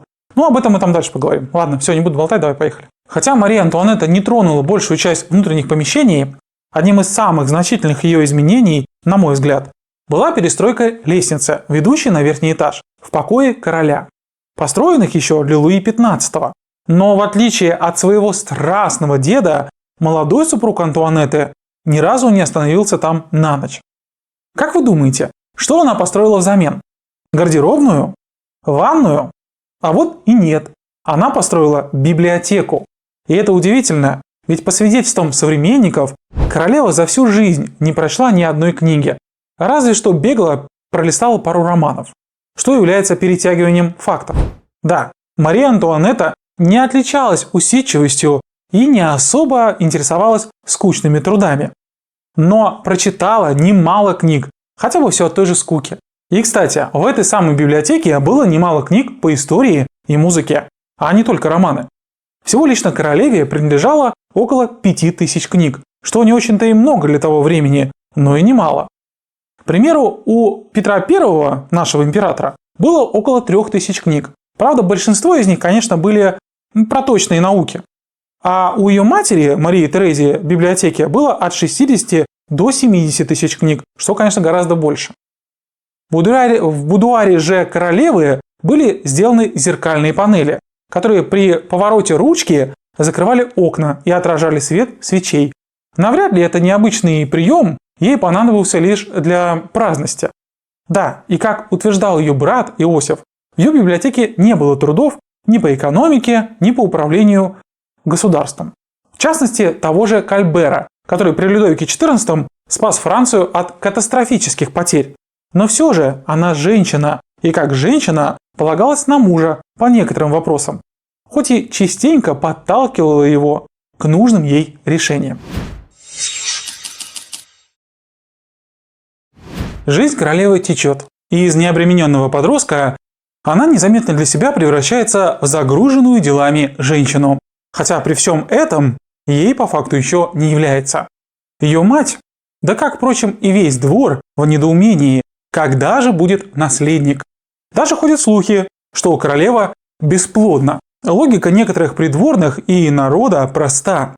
Раз есть Трианон, свой интимный круг приближенных, о приключениях которых уже вышло немало пасквилей, а беременности нет, то королева как минимум больна. Ведь не может же быть, что все, что пишут, это ложь.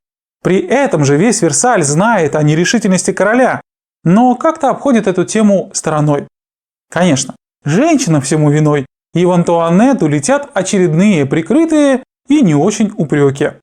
Из-за того, что Мерси постоянно докладывает Вену о том, что вытворяет королева, мать пишет ей письмо за письмом. И с каждым разом тон в них становится все грубее и напористей. Но неужели Антуанетта действительно была больна? Все с ее здоровьем, по крайней мере физическим, было в порядке. Так значит, дело в короле? Ведь, как известно, любовь – это дело для двоих.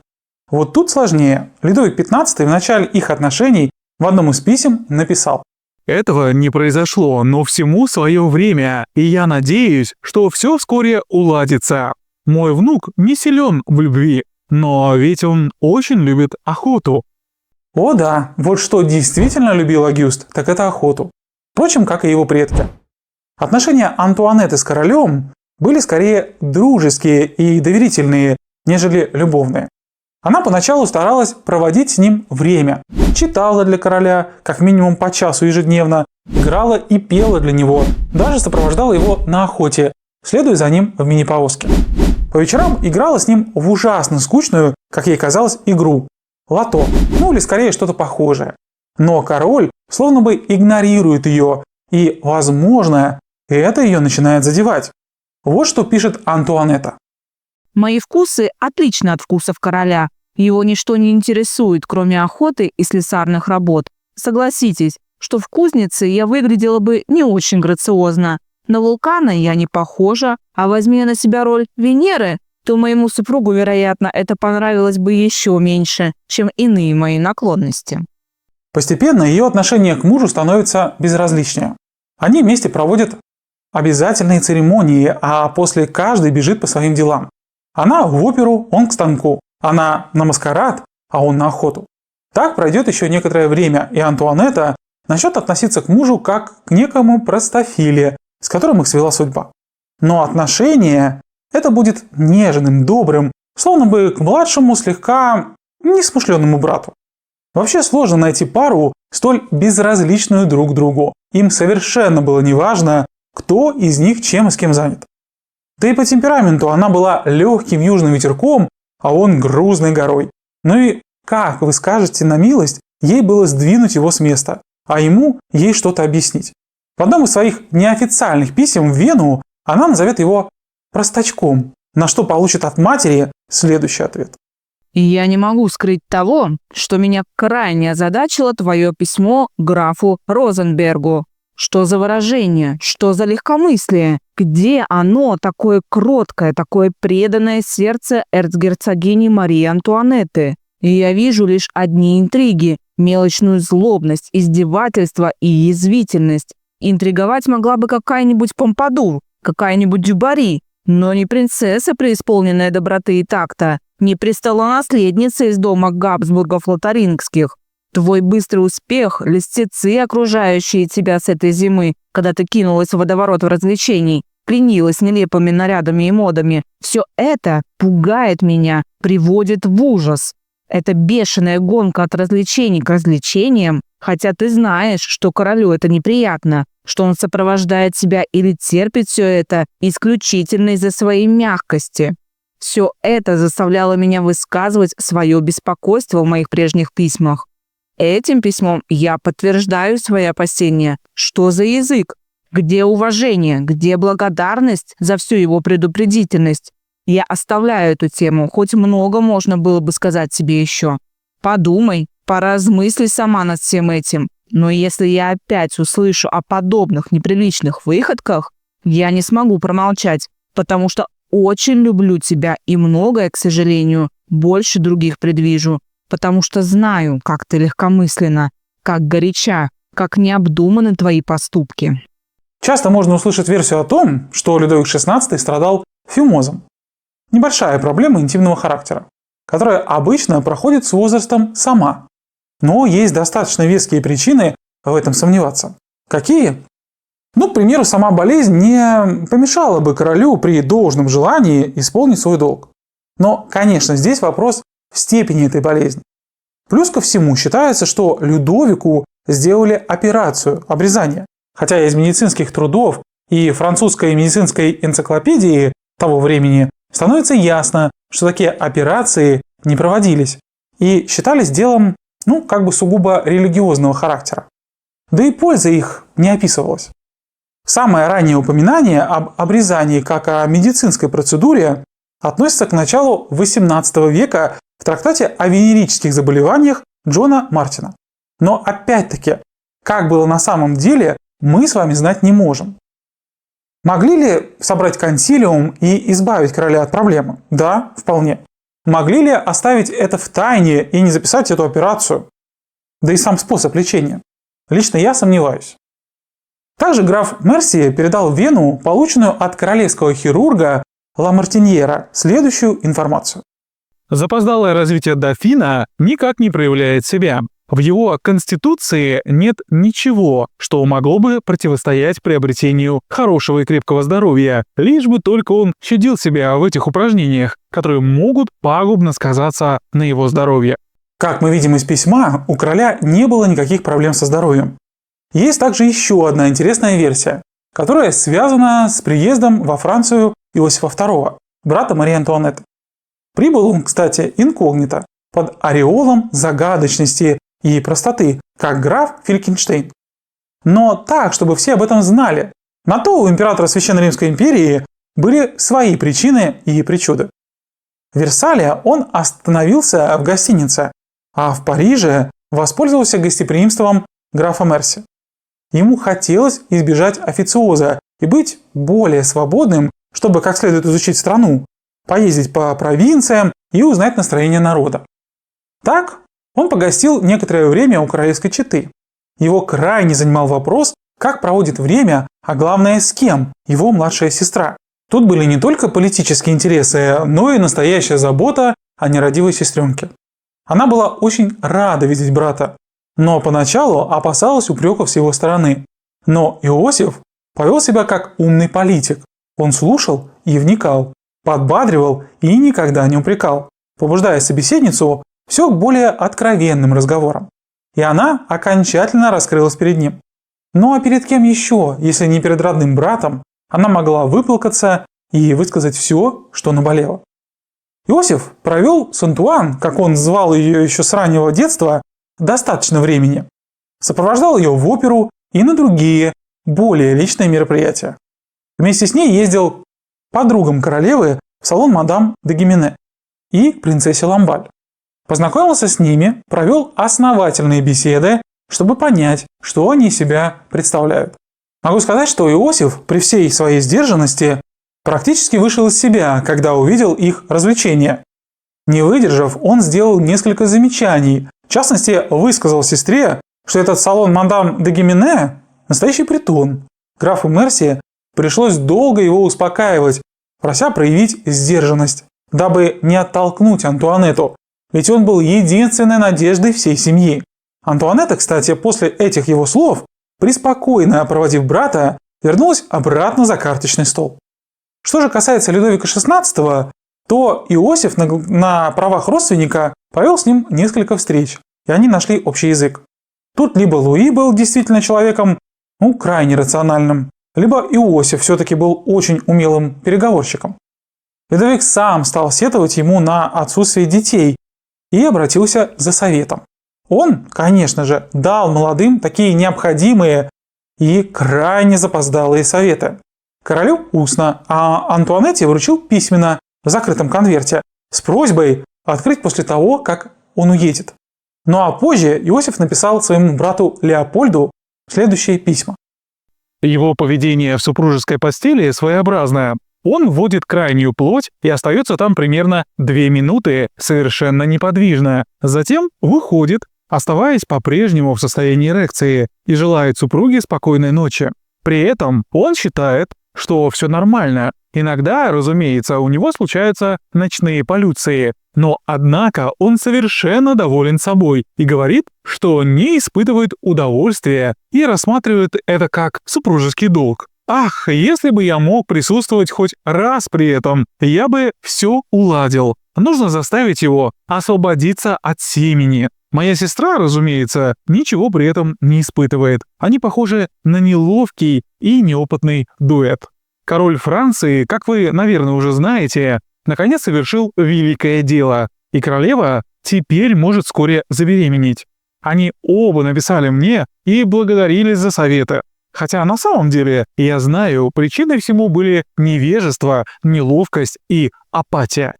Более нелепой, глупой причины лично я не встречал никогда. Да и где? При дворе самого развращенного короля Людовика XV, который при всей своей нескромности не позаботился об элементарном обучении внука. Да, конечно, он и помыслить не мог, что у Луи Агюста напрочь отсутствуют инстинкты. Ну, в общем, как не грешно, но даже смешно. Ну а юная Антуанетта, видимо, была настолько подавлена вездесущим французским этикетом, что точно так же, как и за обеденным столом днем, по ночам уступала королю его право первого. Все это только подтверждает полное отсутствие как у короля, так и у королевы каких-либо связей вне брака, по крайней мере, до 1777 года. Поскольку, как вы сами понимаете, даже сам подобный разговор с искушенными в любви людьми просто невозможен. И вот после того, как Иосиф покинул двор, Антуанетта вскрывает конверт с его инструкциями. Проверьте себя. Все ли вы использовали, чтобы покорить короля? Узнали ли вы его желания, характер, чтобы понять супруга? Старались ли привлечь его к себе, к вашим увлечениям, друзьям, интересам? Чувствует ли он в себе пустоту без вас? А вы? Чувствуете ли вы необходимость в нем? Убеждали ли вы его в том, что ни одна подруга, никакие слава или успех не могут вам заменить его? Видел он когда-нибудь ваше восхищение им, ваше одобрение? Наедине друг с другом у вас общее желание. Он же должен проявлять волю и решительность при решении государственных вопросов. Одним словом, ему необходимо стать вашей судьбой, и в то же время ваша судьба зависит от его воли. Не забывайте об этом. Не выказываете ли вы рассеянность или холодность, когда он ласкает вас? Говорите ли вы ему нежные слова в эти минуты? Не представляете ли вы себя уставшей и скучающей? Неужели вам хотелось бы близости с холодным и равнодушным мужчиной, который не способен понять ваших желаний? Близость требует от вас нежности и внимания к партнеру. Все, что вы сделаете для достижения этой цели, будет тесно связано с вашим будущим, с вашим счастьем. Никогда не отстраняйтесь от него и продолжайте поддерживать в нем надежду, что у вас еще будут дети. Никогда не теряйте этой надежды и не впадайте в отчаяние. Избегайте любого отдаления от супруга. Спите всегда в одной постели. Все зависит только от вас, вашего расположения и от вашей дружбы. О человеке можно судить по его друзьям и по его вкусам. Думали ли вы когда-нибудь о том, какое впечатление производили бы в обществе ваши друзья и приближенные, если бы не их особое положение в свете? Подумайте, наконец, о том, что король не играет, что вы одна из королевской семьи поддерживаете азартные игры при дворе. Что же касалось ночных похождений, балов в опере, вот это уже, несомненно, самое недостойное из всех ваших увлечений. Вы только подумайте о том, что сами мне рассказывали об этих забавах. Для чего вам это? Зачем вам хочется притворяться? Совсем немного надо, и уже дурная репутация. Вы ищете этого. К чему ходить по лезвию, смешиваться с толпой распутников и чужеземцев, выслушивать их пошлости, которые, впрочем, для них так естественны? Верх неприличия. В Версале вы оставляете на всю ночь короля для того, чтобы заморать себя в парижском болоте. Вот так. В чем-то строго, но ласково по-отцовски он дает наставление своей младшей сестре и ее супругу. Правда, что конкретно Иосиф сказал Людовику, мы с вами можем только предположить. Даже страшно представить, что это не кто-нибудь, а король и королева целой страны. Как же они будут ей управлять, если не могут сами решить столь, казалось бы, элементарный вопрос, без посторонней помощи? И действительно, они начали сближаться. Антуанетта даже отложила в сторону очередной роман и взялась изучать историю Англии. Все ночные гулянки сошли на нет. Об этом периоде нам красочно и в подробностях рассказывают несколько интересных писем. Вот письмо Антуанетты своей матери. Что же касается моего состояния, оно по-прежнему, к сожалению, остается без изменений. И это не дает мне покоя, моя дорогая матушка. Однако я не теряю надежды, поскольку есть и улучшение в наших отношениях. Король стал гораздо более уверенным. Это для него большой шаг вперед. Он очень добр со мной, и я стараюсь отвечать ему тем же. И письмо графа Мерси, содержащее пикантные подробности. Это событие, столь долгожданное, произошло 18 августа. Король пришел к королеве в 10 часов утра, в тот момент, когда она выходила из ванны. Супруги оставались наедине больше часа. Король потребовал с большой настойчивостью, чтобы все это оставалось в тайне от чужих ушей, и королева пообещала сохранить ее. Исключение составлялось лишь для врача Лассона, который по приказу короля в любом случае сообщил, что брак подтвержден. А вот что об этом пишет сама королева. Это самое большое счастье в моей жизни. Вот уже 8 дней, как мы по-настоящему близки с королем. Это повторялось уже не один раз. И вчера еще более явно, чем в первый раз. Я думала сразу же послать вам курьера с этой новостью, но хотела сама еще раз убедиться, что все действительно свершилось.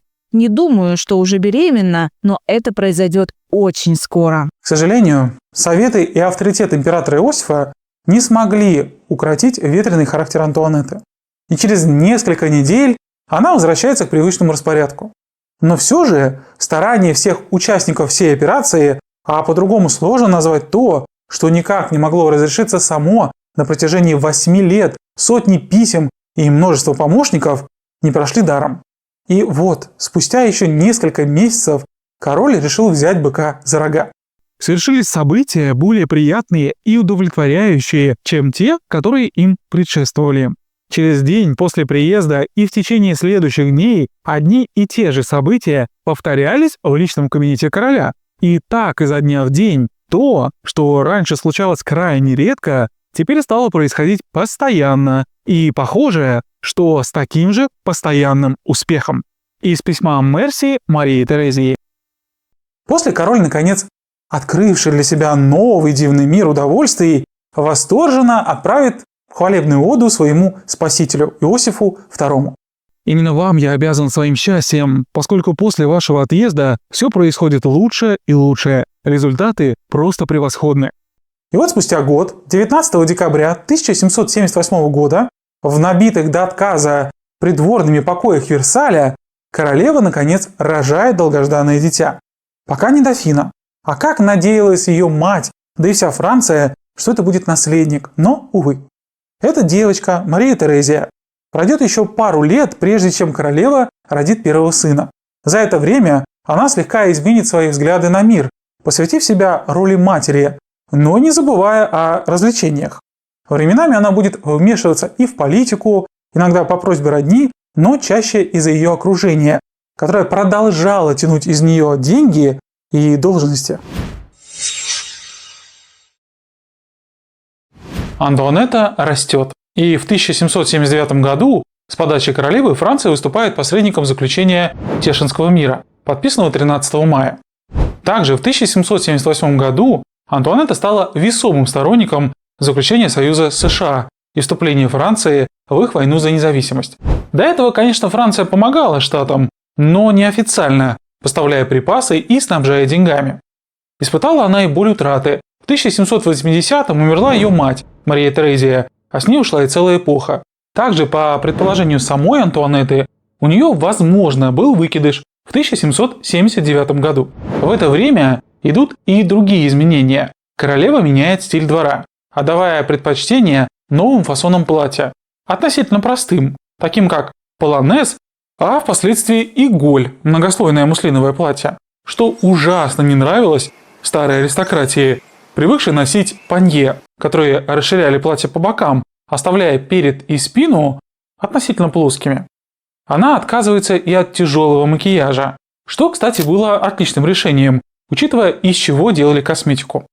Также в моду входит индийская ткань мадрас или мадрас. Французский муслин отходит на второй план. Вводится новый цвет раздавленной блохи, красно-коричневый, похожий на цвет какашки дофина, что был в моде при рождении Людовика XIV. Вынужден признать, что с фантазией у этих французов было как-то не очень, по крайней мере, на название цветов. Как вы понимаете, ее интимный круг избранных, бесконечные проигрыши в карты огромных сумм и ограничение влияния старой аристократии, управление которой осуществлялось через тот самый ненавистный ей этикет, не могло не сказаться негативно. Она совершенно не понимает принципа управления французского двора, что ввел Людовик XIV, который свел все ниточки власти в одну маленькую точку на карте – Версаль. А она, королева, режет их по одной, совершенно не замечая разрушительного эффекта. А потому продолжает делать это все с большим энтузиазмом.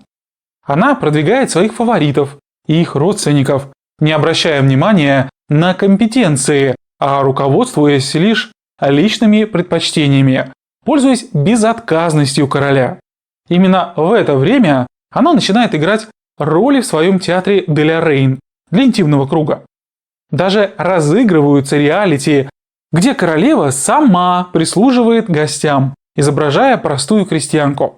Но и это еще не все. Именно на сцене в Трианоне ставится женитьба Фигаро, вопреки запрету Людовика XVI, отмены которого таки добивается королева, хотя и с легкой цензурой, но его ставят. Но весь двор-то уже знает слова пьесы наизусть.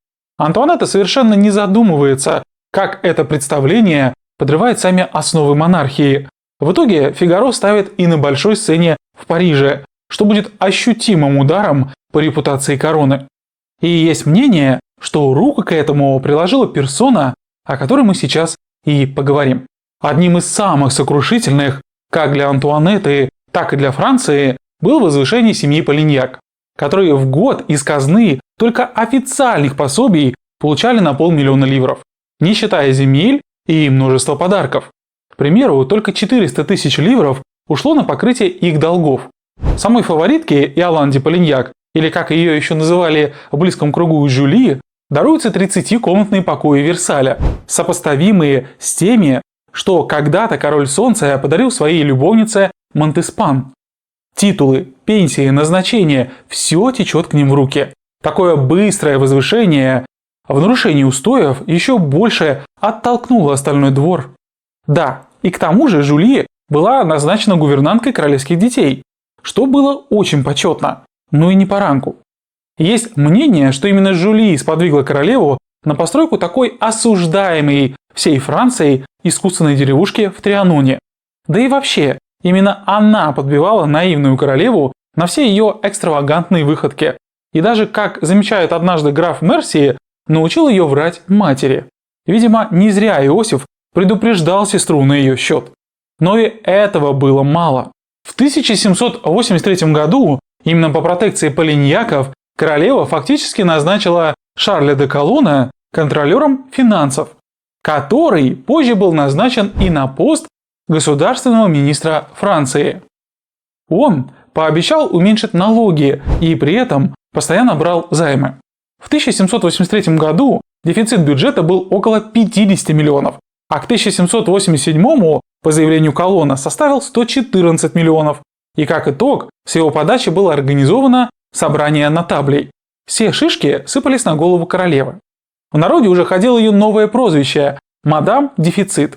Конечно, часть этого долга лежит на ее плечах, ведь несмотря на проблемы страны, король покупает ей в личное владение замок Сен-Клу за более чем 6 миллионов.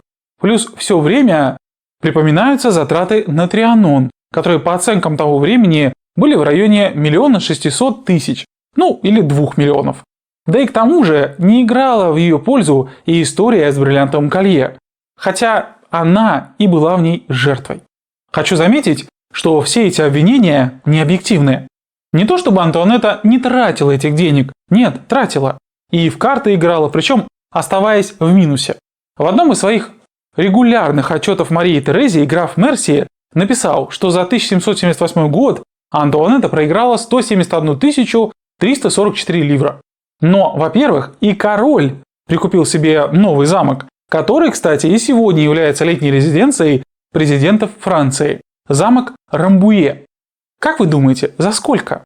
За 16 миллионов. Все жилищные траты королевы с момента ее воцарения в 1774 до 1785 года не превысили и 5 миллионов, и это с учетом всего. Но молва именно ее обвинила растратчицей.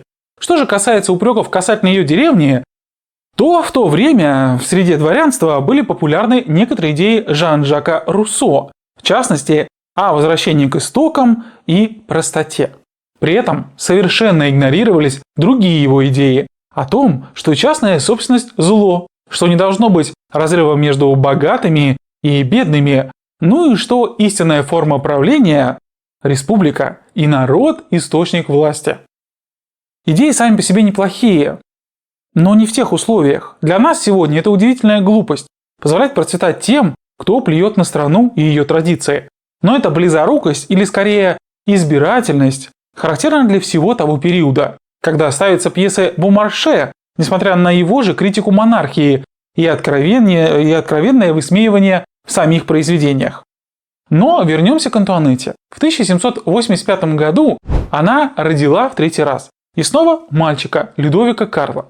В будущем он станет, кстати, Людовиком XVII, хоть и не будет править. И вот здесь из тени на сцену выходит тот самый Аксель фон Ферзен, вернувшийся во Францию из американских колоний ровно за 9 месяцев до рождения ребенка. Итак, в самом сердце французской революции скрывается тайна, достойная самых захватывающих детективных историй. Мария Антуанетта, королева, окутанная слухами и интригами, вела тайную переписку с человеком, чье имя вызывало шепот в залах Версаля, шведским графом Акселем фон Ферзеном.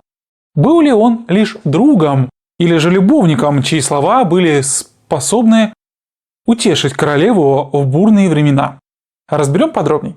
Их отношения, как я уже упоминал, начались в 18 лет, когда они впервые встретились в опере 30 января 1774 года, о чем он записал в своем дневнике следующее. Госпожа в маске говорила со мной долго, но я не знал, кто это. Наконец, она дала понять, кто она была. И тогда все столпились вокруг нее, и она ушла в ложу. В 3 часа я ушел. Следующая их встреча была в августе 1778 года в Версале, о чем граф также записал. 6 августа 1778. Прошлый вторник я поехал в Версаль, чтобы быть представленным королевской семье. Королева, которая само очарование, сказала, когда увидела меня: «Ах, старый знакомый!» Остальные члены семьи не сказали мне ни слова. Далее есть еще пару записей их встреч. 8 сентября 1778. Королева – самая красивая и самая любезная принцесса из всех, что я знаю. Часто очень добра ко мне. Она спросила Кройца, почему я не прихожу на игру в карты в ее салон по воскресеньям. И услышав, что я пришел однажды в воскресенье, когда ее не было, то извинилась. Ее беременность весьма заметна. 19 ноября 1778. Королева относится ко мне с большой добротой. Она часто очень любезно обращается ко мне. Как-то я сказал ей о моей шведской военной форме. Она выразила желание увидеть меня в ней. Я должен прийти так одетым не ко двору, но в покое королевы. Она самая любезная принцесса из тех, что я знаю. Кроме этих записей в дневнике Ферзена, есть и личные письма Антуанетты. Может, они расскажут нам больше? Более 100 лет строки, написанные Антуанеттой, хранились как семейная реликвия в тайнике потомков графа Ферзена. Но в 1877 году, когда Рудольф Морец Клинков-Стрём, внучатый племянник графа, решил опубликовать эти переписки, мир узнал о личных чувствах, которые могли связывать королеву Франции и шведского графа. Но и они не смогли дать точный ответ, был ли роман у королевы и графа.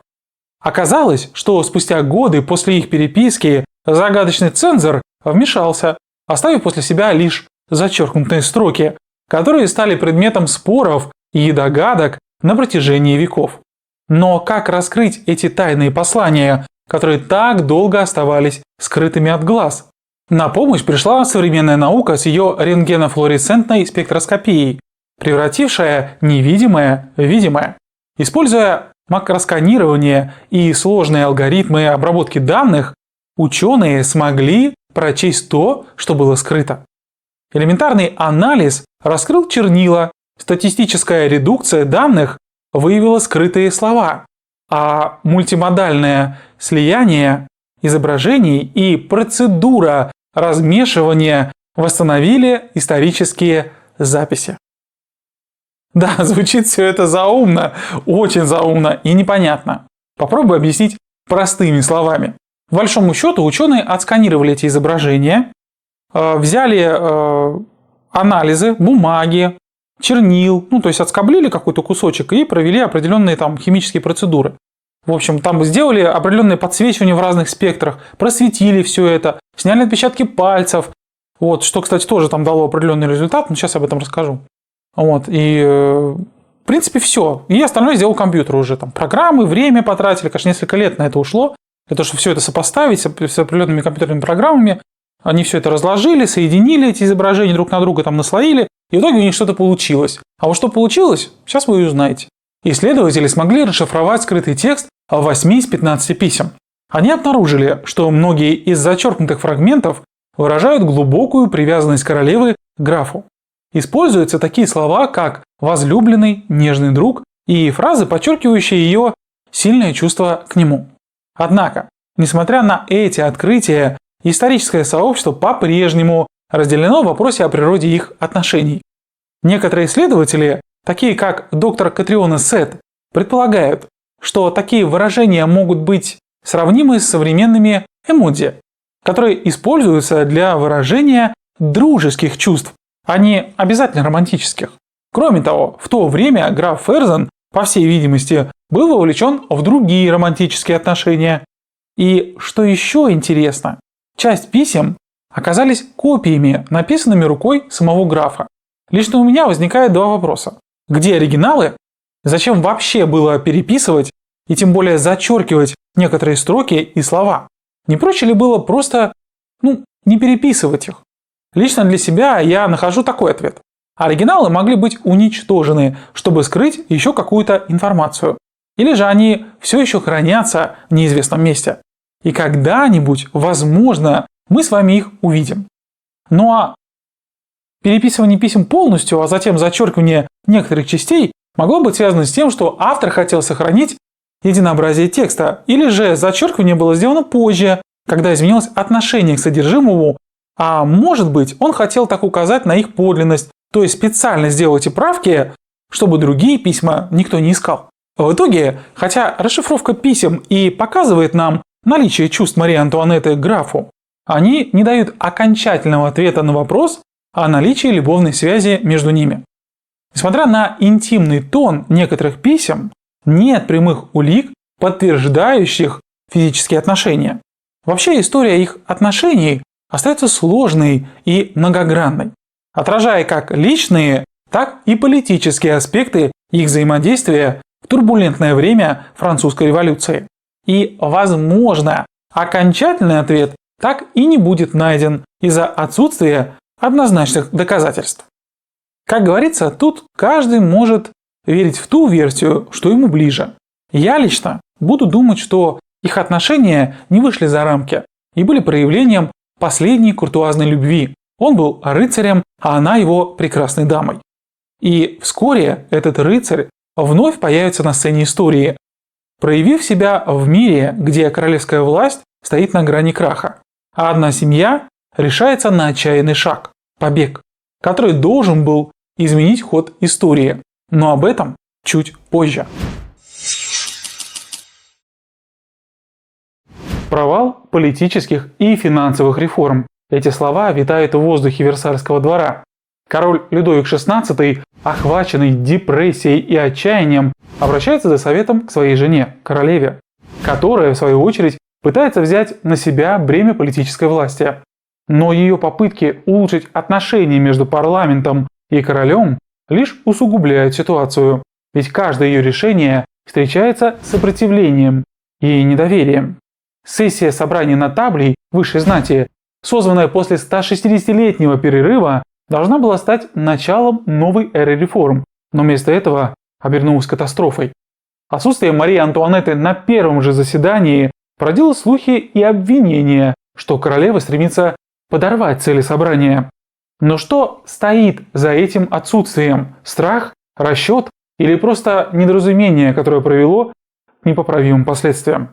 Мы видим, как финансовые проблемы Франции усугубляются несколькими дорогостоящими войнами и расточительностью королевской семьи, в то время как аристократия и духовенство отказываются жертвовать своими привилегиями ради спасения государства. И в центре этого кризиса Мария Антуанетта, получившая прозвище «Мадам Дефицит». Но несмотря на общественное мнение, как мы уже разбирали ранее, вина за финансовые беды страны не лежит на ней одной. Королева пытается противостоять пропаганде, но ее усилия терпят крах, когда Жанна де Валуа Сен-Реми публикует клевету о предполагаемом любовном романе с королевой. Это лишь подливает масло в огонь уже разгоревшегося скандала. Наше расследование показывает, что политическая ситуация в 1787 году ухудшилась до предела. Парижский парламент в августе был создан в Труа, а майские указы встретили противодействие на всех уровнях. Более того, открыто против короля выступает герцог Орлеанский. Его действия не только подстрекали народ к недовольству, но и способствовали росту антимонархических настроений. Герцог, известный своими либеральными взглядами и стремлением к усилению власти дворянства, использовал свое влияние, чтобы распространять слухи и клевету в адрес королевской семьи. Особенно он сосредоточил свои усилия на дискредитации Марии Антуанетты, чья репутация уже была подпорчена из-за иностранного происхождения и образа жизни, который многие считали расточительным. Вообще герцог Орлеанский, также известный как Филипп Эгилите, активно участвовал в политической жизни того времени, поддерживая идеи просвещения и финансируя публикации, критикующие монархию и лично Антуанетту. Он был одним из ключевых фигур в Якобинском клубе, где обсуждались радикальные идеи реформирования общества. Его действия и политическая деятельность значительно повлияли на ход революции. И многие историки считают, что без его участия события могли бы развиваться иначе. Возвращение Генеральных Штатов Людовиком XVI стало попыткой урегулировать финансовый кризис. Но в итоге это решение лишь ускорило революционные процессы. Герцог Орлеанский, используя свое положение, сильно склонил чашу весов в сторону революции. Мария Антуанетта, ставшая первой королевой, участвующей в Королевском совете за последние 175 лет, принимает ключевые решения, которые, как она надеется, смогут предотвратить катастрофу. Но смерть дофина, ее старшего сына Людовика Жозефа 4 июня и растущее недовольство народа лишь усиливают напряжение. И королева оказывается перед лицом предстоящей революции, которую она решительно намерена подавить. 20 июня 1789 года, когда третье сословие обнаружило закрытые двери, они не отступили, а нашли новый путь – теннисный корт. Именно там они дали клятву, которая звучала как вызов самой судьбе. Не расходиться, пока не будет создана Конституция. Это был акт дерзости, который вдохновил нацию. Следующие дни и недели были наполнены событиями, которые ускорили ход истории. Отставка Некера, любимца народа, по настоянию Марии Антуанетты, вызвала волну недовольства. Париж встрепенулся, и это было только начало. Штурм Бастилии 14 июля стал символом революции, моментом, когда народ взял судьбу в свои руки. Но что двигало этими событиями?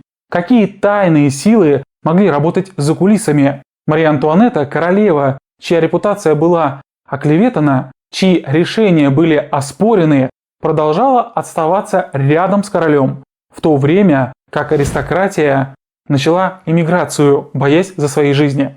Этот период был временем перемен, когда старые идеалы сталкивались с новыми, когда каждый день мог принести новый закон, новую надежду или новую трагедию.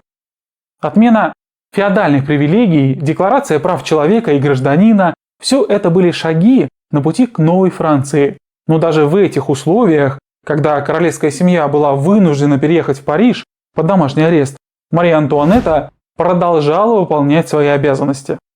Заботясь о детях и сохраняя верность своим убеждениям. Она была женщиной, чья сила и решимость могли вдохновить или разрушить. И вот мы подходим к кульминации этой истории – бегству Варен. Почему королевская семья решила бежать? Какие секреты и заговоры привели к этому решению? Это был акт отчаяния или хорошо спланированный план? И что это значило для будущего Франции? Король Людовик XVI и его семья чувствовали, что теряют контроль над ситуацией в стране. Национальное собрание ограничивало королевскую власть, а революционные идеи распространялись среди населения. Возрастающее недовольство народа и радикализация политической обстановки заставили королевскую семью опасаться за свою безопасность. Королевская семья подвергалась нападениям и угрозам. Однажды, в октябре 1789 года, толпа ворвалась в Версаль. Мария Антуанетта чудом избежала смерти, когда толпа проникла в ее спальню. Эти события оставили глубокий след в сердцах короля и королевы. Ведь они не только угрожали их жизням, но и унижали их королевское достоинство. Людовик XVI стал понимать, что договориться миром не получится. И надеялся получить поддержку от лоялистских войск и иностранных монархий, чтобы восстановить свою власть. Европейские монархии, особенно Габсбурги, которым принадлежала Мария Антуанетта, были заинтересованы в поддержке Людовика XVI. В королевском дворе существовали различные группы, которые поддерживали идею побега, но также были и те, кто мог предать короля. В октябре 1789 года, после бурных событий, король Людовик XVI и его семья стали пленниками в своем же дворце Тюрри. Под пристальным взглядом Лафайета они были как птицы в золотой клетке, мечтающие о свободе. Среди шепота и тайных встреч король поручил Акселю фон Ферзену, верному другу Марии Антуанетты, организовать их побег. Цель была ясна – добраться до крепости Монмеди, где их ждал маркиз де Буе с войсками. Но путь к свободе был усеян неудачами. Людовик, опасаясь разжечь гражданскую войну, колебался. Но два важных события подтолкнули его к решительным действиям. Смерть Мирабо, тайного союзника, и неконституционная Пасха. Вам наверняка любопытно, кто же был этот Мирабо и что за Пасха такая. Анаре Мирабо был одним из ключевых деятелей на заре французской революции. Он выступал за реформы и хотел, чтобы монархия осталась, но при этом стала более справедливой и открытой для народа. Мирабо был известен своей красноречивостью и умением убеждать других. Он пытался найти общий язык между революционерами и королевской семьей. Но это было не так просто. С королевой Марией Антуанеттой у него были сложные отношения. С одной стороны, он пытался помочь ей, королю Людовику, найти путь к компромиссу с революционным правительством. Но с другой стороны, народ и многие революционеры видели в Мирабо предателя, потому что он вел тайную переписку с королевой. Так что его роль была двойственной. Он хотел помочь Франции найти путь к миру и стабильности, но в то же время его связи с королевской семьей вызывали подозрения. И основания для этого подозрения были. Мария Антуанетта платила ему 6 тысяч ливров в месяц и обещала неплохой бонус в 1 миллион, если он преуспеет и сумеет восстановить власть короля. Но в итоге, несмотря на все его усилия, революция пошла своим путем, а Мирабо умер до того, как увидел ее итоги. Он, кстати, был одним из авторов Декларации прав человека и гражданина, принятой Национальным учредительным собранием 26 августа 1789 года. Он настаивал на интеграции Декларации в Конституцию, чтобы избежать противоречий между предисловием и основным текстом. Этот важный документ определяет индивидуальные права человека и до сих пор лежит в фундаменте французского конституционного права. Ну а с Пасхой все просто. Король решил не отмечать Пасху в Париже, а уехать в Сен-Клу. Народ не одобрил его решение. Толпа собралась на площади Карузель и активно выразила свое недовольство, блокируя путь к королевским каретам.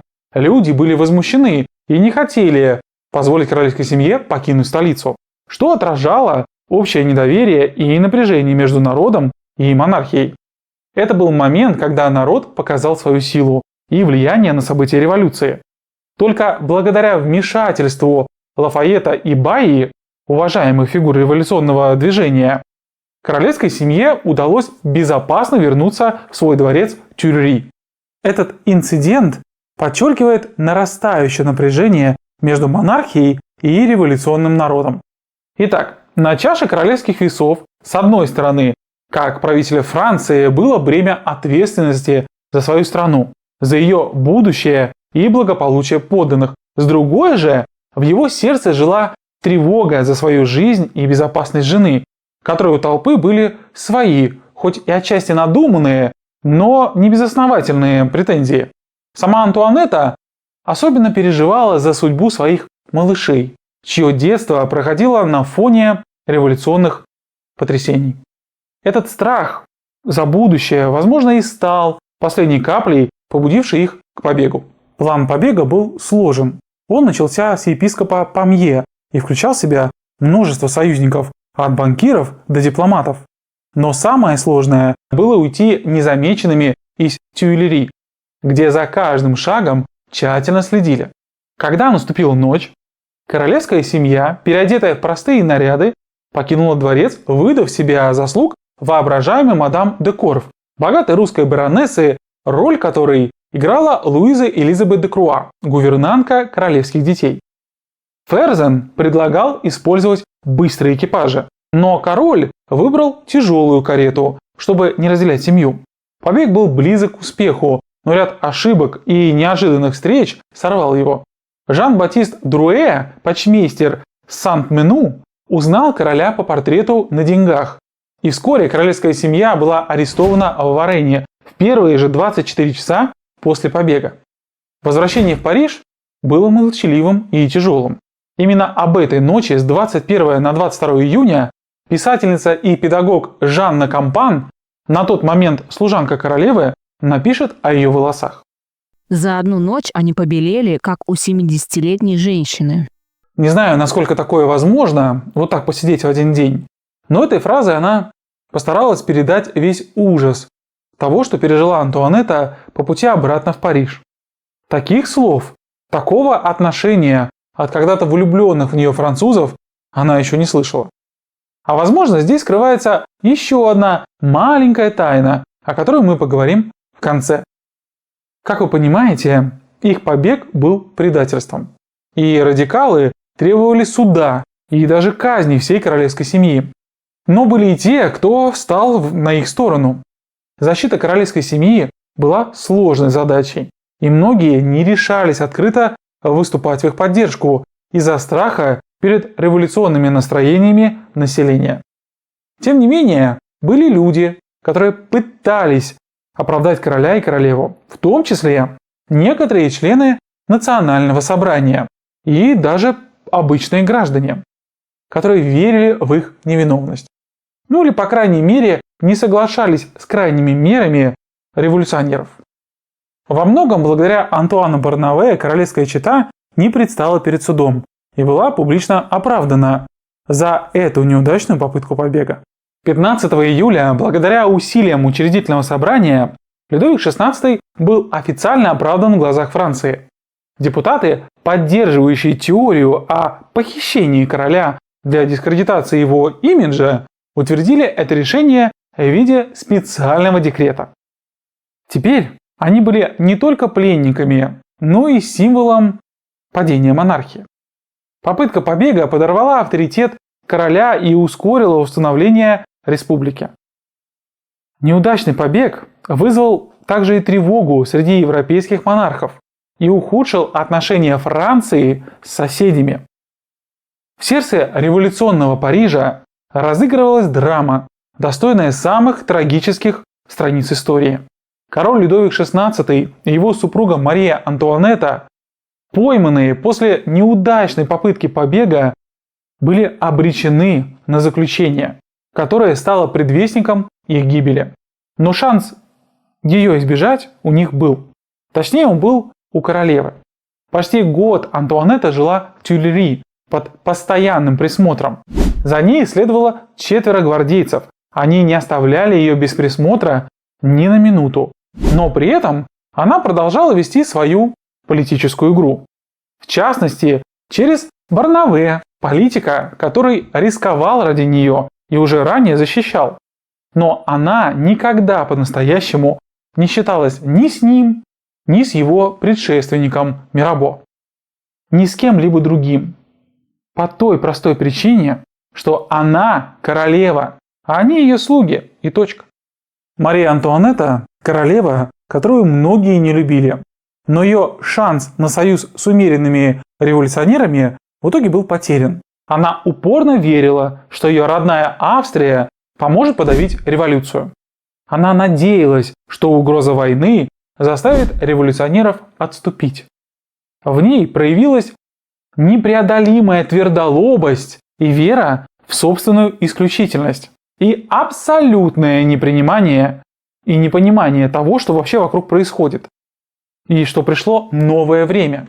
Закончился век рококо, век поверхностных и нерешительных людей. Настало время наглых и решительных, время национального подъема, время ампира.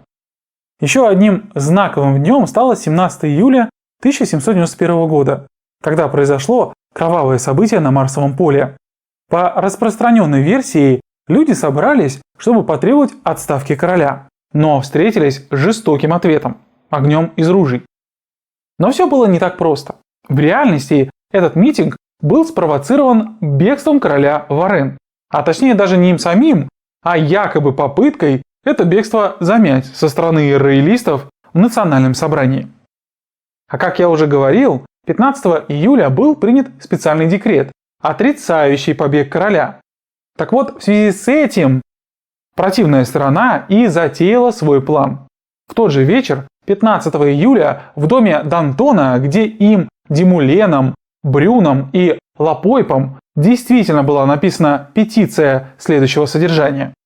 Ниже подписавшиеся французы формально требуют, чтобы национальное собрание приняло от имени нации отречение Людовика XVI от врученной ему короны, сделанное им 21 июня, и позаботилось бы о назначении ему преемника при помощи всех имеющихся у него конституционных средств. Причем ниже подписавшиеся объявляют, что они никогда не признают Людовика XVI своим королем, если только большинство нации не выразит желания, противного выраженному в этой петиции.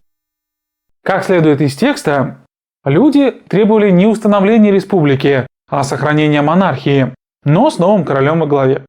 Петицию зачитали публично в церкви якобинцев. После одобрения группа активистов стремилась действовать в рамках закона, даже уведомила местные власти о своем плане собраться на Марсовом поле. Прибыв на место, они обнаружили, что арена свободы настолько велика, что все 4 авторов, включая Д'Антона, разместились по ее углам и начали одновременно зачитывать текст. Это вызвало недовольство среди республиканцев, многие из которых принесли свои собственные. Некоторые активисты, подписавшиеся за первоначальную петицию, выкинули из нее часть текста, которая касалась назначения преемника короля. Другие же добавили уточнение, что признают только Людовика XVI своим королем. В результате возникли споры, и комиссары отправились за советом к якобинцам, что привело к 4-часовым дебатам. В итоге было решено сохранить первоначальный текст петиции без изменений. Однако вскоре стало известно, что Национальное собрание уже приняло декрет о похищении короля, и было решено отозвать петицию. Текст новой петиции написали Робер, Пейр, Вашар и Дюмуа. И как это часто бывает, те, кто затевают какое-то событие, часто отбрасываются от него, поскольку начальный план отходит далеко в сторону. Потому-то ни Д'Антон, ни другие инициаторы самого собрания на Марсовом поле новый документ не подписали, ведь он требовал совершенно другого. Совершилось великое преступление. Людовик XVI бежит. Он недостойно покидает свой пост. Государство на краю анархии. Граждане задерживают его в Варене и привозят в Париж. Население этой столицы настоятельно просит вас ничего не решать о судьбе виновного, не выслушав желаний остальных 83 департаментов. Вы медлите. В собрании поступает множество адресов. Все области государства одновременно требуют суда над Людовиком. Но вы, господа, очевидно решили, что он невиновен и неприкосновенен, заявив вашим вчерашним декретом, что после того, как будет закончена Конституция, она будет представлена королю. Мы требуем принять его отречение и созвать новое учредительное собрание для того, чтобы приступить к действительно национальному суду над виновным и в особенности к его замещению и организации новой исполнительной власти. Когда в городе начались беспорядки, обычные люди продолжали спорить между собой. Рабочие были в ярости из-за закрытия множества мастерских, что привело к потере работы. Даже опытные мастера были недовольны, так как их зарплаты не увеличивались с момента начала революции. Как всегда, простой народ не особо заботился о власти. Их волновали те же самые проблемы, что и всегда. Как прокормить семью и сохранить работу. Но разве всех этих охотчиков до власти в действительности заботили их судьбы? В тот день небо было омрачено дымом предупредительных выстрелов. Национальная гвардия превратила Марсово поле в арену отчаяния. Первые выстрелы, словно зловещий прелюд, предвещали грядущую трагедию. Затем последовал залп, и кровь около 50 человек обогрела землю. Сотни лежали раненые. Их стоны сливались с криками ужаса и боли. Этот расстрел стал жестоким символом раздора внутри третьего сословия. Те, кто недавно восставал против королевской власти, теперь в странном повороте судьбы стали ее защитниками. Умеренные конституционисты, когда-то мечтавшие о перемене, теперь оберегали монархию, которую так и не смогли изменить. Это было похоже на театр абсурда, где актеры вдруг забывают свои роли, а драма оборачивается фарсом, подчеркивающим всю безнадежность их положения. Мария Антуанетта оказалась в центре политического шторма, когда революционные настроения достигли точки кипения.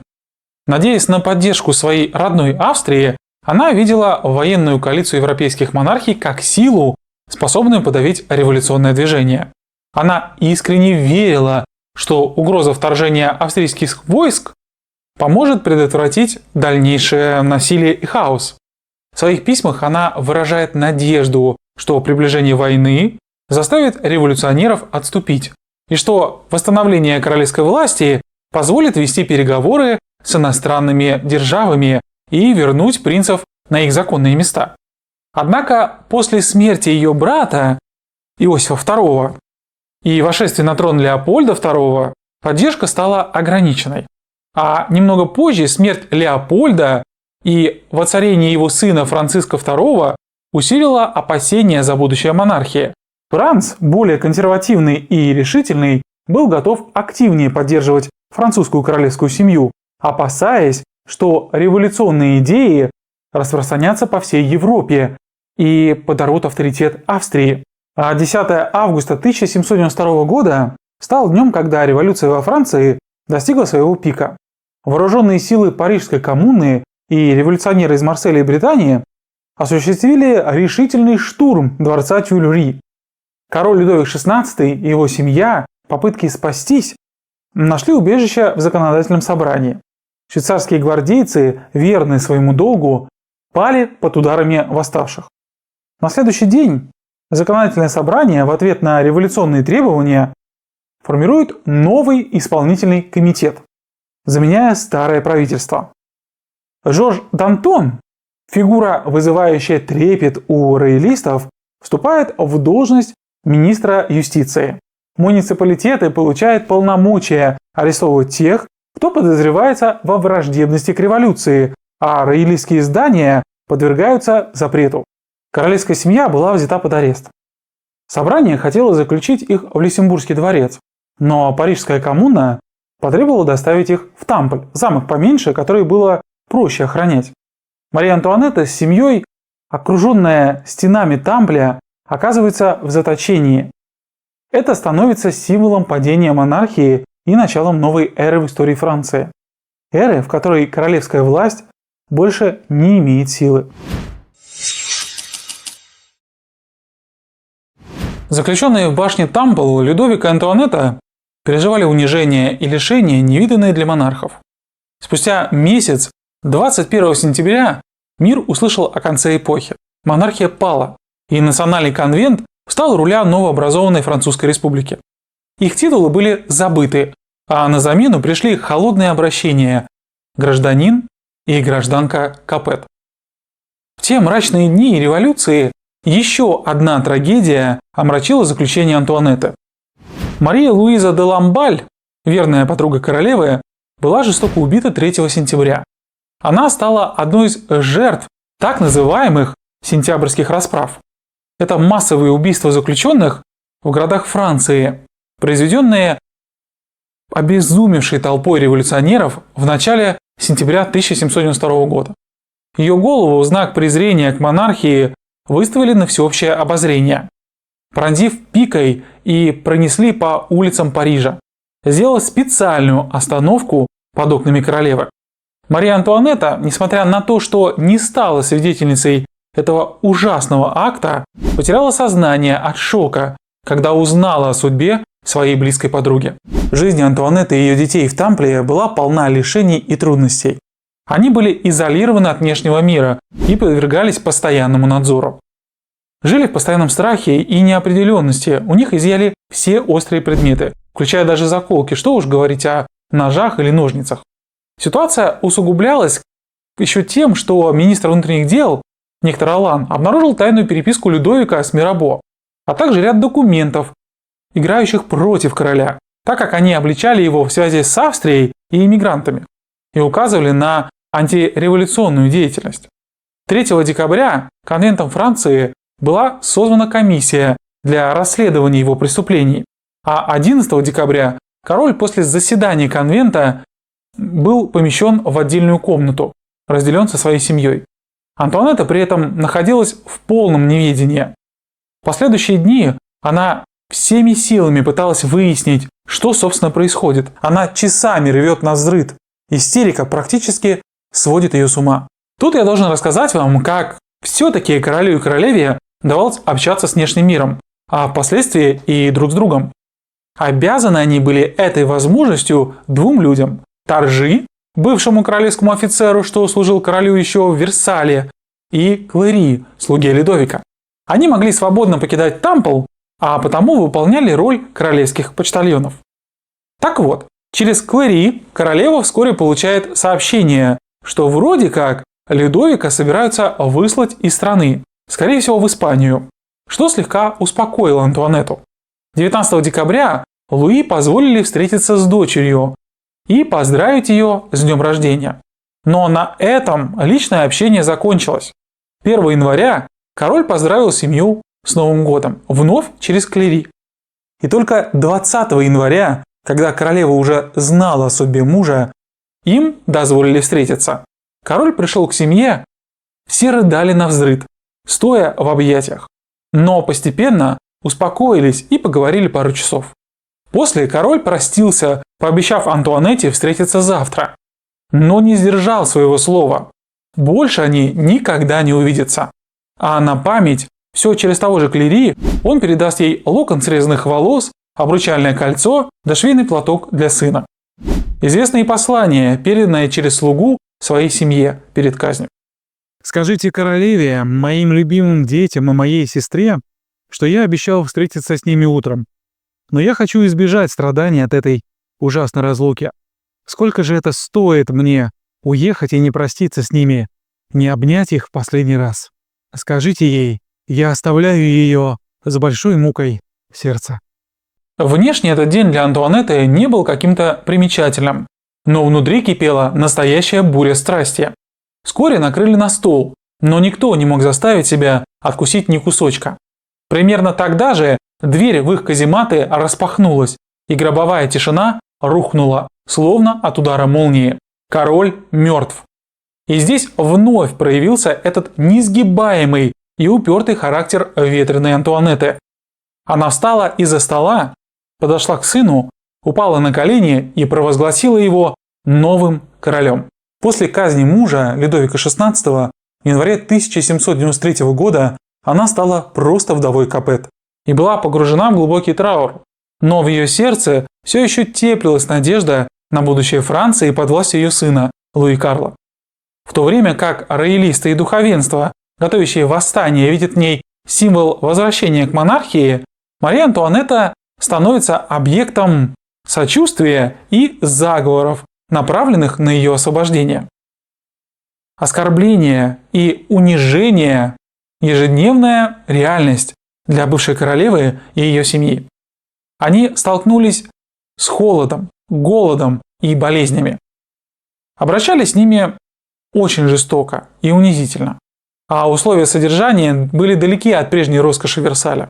Она отказывалась от еды и прогулок, часто билась в истерике, да и выглядела крайне нездорово. В те времена власть перешла к жерандистам. Они старались избегать вопросов о королеве, и на время она была забыта. Тем не менее, Антуанетта оставалась номинальной главой Франции для многих. И хотя иностранные державы обсуждали ее обмен, ни ее родственник, австрийский император, ни другие монархи не были заинтересованы в ее судьбе из-за занятости коалицией против республики. Только Ферзен продолжал беспокоиться о ней, особенно после ложного слуха об убийстве всей королевской семьи. Он писал своей сестре о своей любви и беспокойстве по поводу королевы и разрабатывал планы, чтобы спасти ее, включая подкуп. Иногда я надеюсь, но надежда часто покидает меня. Бездействие, в котором я вынужден пребывать, отсутствие возможности помочь ей заставляют меня страдать еще больше. Среди друзей мы говорим только о ней. Мы ищем способ спасти ее, но мы пока можем лишь оплакивать ее судьбу. В Париже некоторые верные монархи и люди надеялись на спасение королевы и ее детей, и она была предупреждена о планах побега через тюремщика Лепитра. Подготовка к побегу длилась 2 месяца, но место укрытия после побега оставалось неизвестным. К концу марта, когда коммуна Парижа начала подозревать Марию Антуанетту в разработке планов побега, было принято решение о смене тюремного персонала. Лепитр, несмотря на невозможность осуществить свой план, предложил королеве возможность спасения, но только если она согласится уйти одна. Мария Антуанетта отказалась от предложения, предпочтя остаться с детьми. Однако она использовала возможность передать через Лепитра платок и кольцо короля графу Прованскому, брату короля, и послание Ферзену, выражая надежду, что они достигнут его в безопасности. Ферзен получил это послание только через год, и хотя текст на обрывке карты стерся, он сохранил смысл слов королевы в своей душе, записав в дневнике. Эти слова – тайна, которую принес мне голубь. Я сохраню их в своем сердце. Что именно передала ему Антуанетта, мы никогда не узнаем. Но есть версия, что она нашептала тюремщику следующее. Скажите, что особа, которой он принадлежит, чувствует, что никогда еще не была так близка к правде. Судьба Антуанетты становится предметом ожесточенных дебатов в Национальном конвенте. Некоторые требуют ее смерти, другие предлагают обменять ее жизнь на французских военнопленных или даже на выкуп. Томас Пейн предлагает изгнание в Америку. Но в апреле 1793 года, в разгар террора, Комитет общественного спасения под руководством Робеспьера начинает призывать к суду над королевой. Мария Антуанетта была отделена от своих детей и содержалась в одиночной камере. Ее здоровье ухудшалось, и она сильно заболела. Несмотря на тяжелые условия, изо всех сил она пыталась сохранить достоинство и старалась через сообщения поддержать дух своих детей.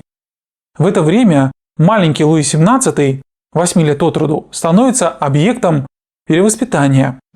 Его отделяют от матери, чтобы внедрить в него революционные идеи. 1 августа Мария Антуанетта, давно лишенная своего королевского статуса и ставшая лишь узницей 280, была перемещена в еще более мрачные стены в консьержери. Тяжелые дни в плену под постоянным пристальным взглядом охранников лишили ее последнего убежища – уединения. Но надежда на спасение у королевы еще была. 28 августа к ней в камеру пришел мужчина с 2 красными гвоздиками на лацкане его сюртука, одну из которых он словно бы случайно роняет на пол при поклоне королеве. Это был никто иной, как шевалье де Руджвиль, которого королева знала, а внутри цветка была записка: «У меня есть люди и деньги». Пришел он не один, а в сопровождении начальника полиции Жана Батиста Мишониса, который, пока королева пишет ответ, отвлекает охрану. Записка была короткой и содержала всего пару фраз: «Я под охраной, никому не скажу, вам доверяю». Через 15 минут шевалье удаляется, пообещав Мишонису принести на следующий день деньги для подкупа охранников. Королева тем временем подкупает жандарма Жана Жильбера, согласившегося передавать ее письма. Через 2 дня Руджвиль с Мишонисом вновь приходят и обсуждают с королевой подробности побега, назначенного на ночь со 2 на 3 сентября. Несмотря на слабость королевы от болезни, предполагается доставить ее в замок Ливри, откуда она будет доставлена в Германию. В тайну посвящены семья консьержей, Ришар и служанка. Для подкупа охраны консьержери у Руджвиля 400 золотых луидоров и 10 тысяч ливров ассигнатами.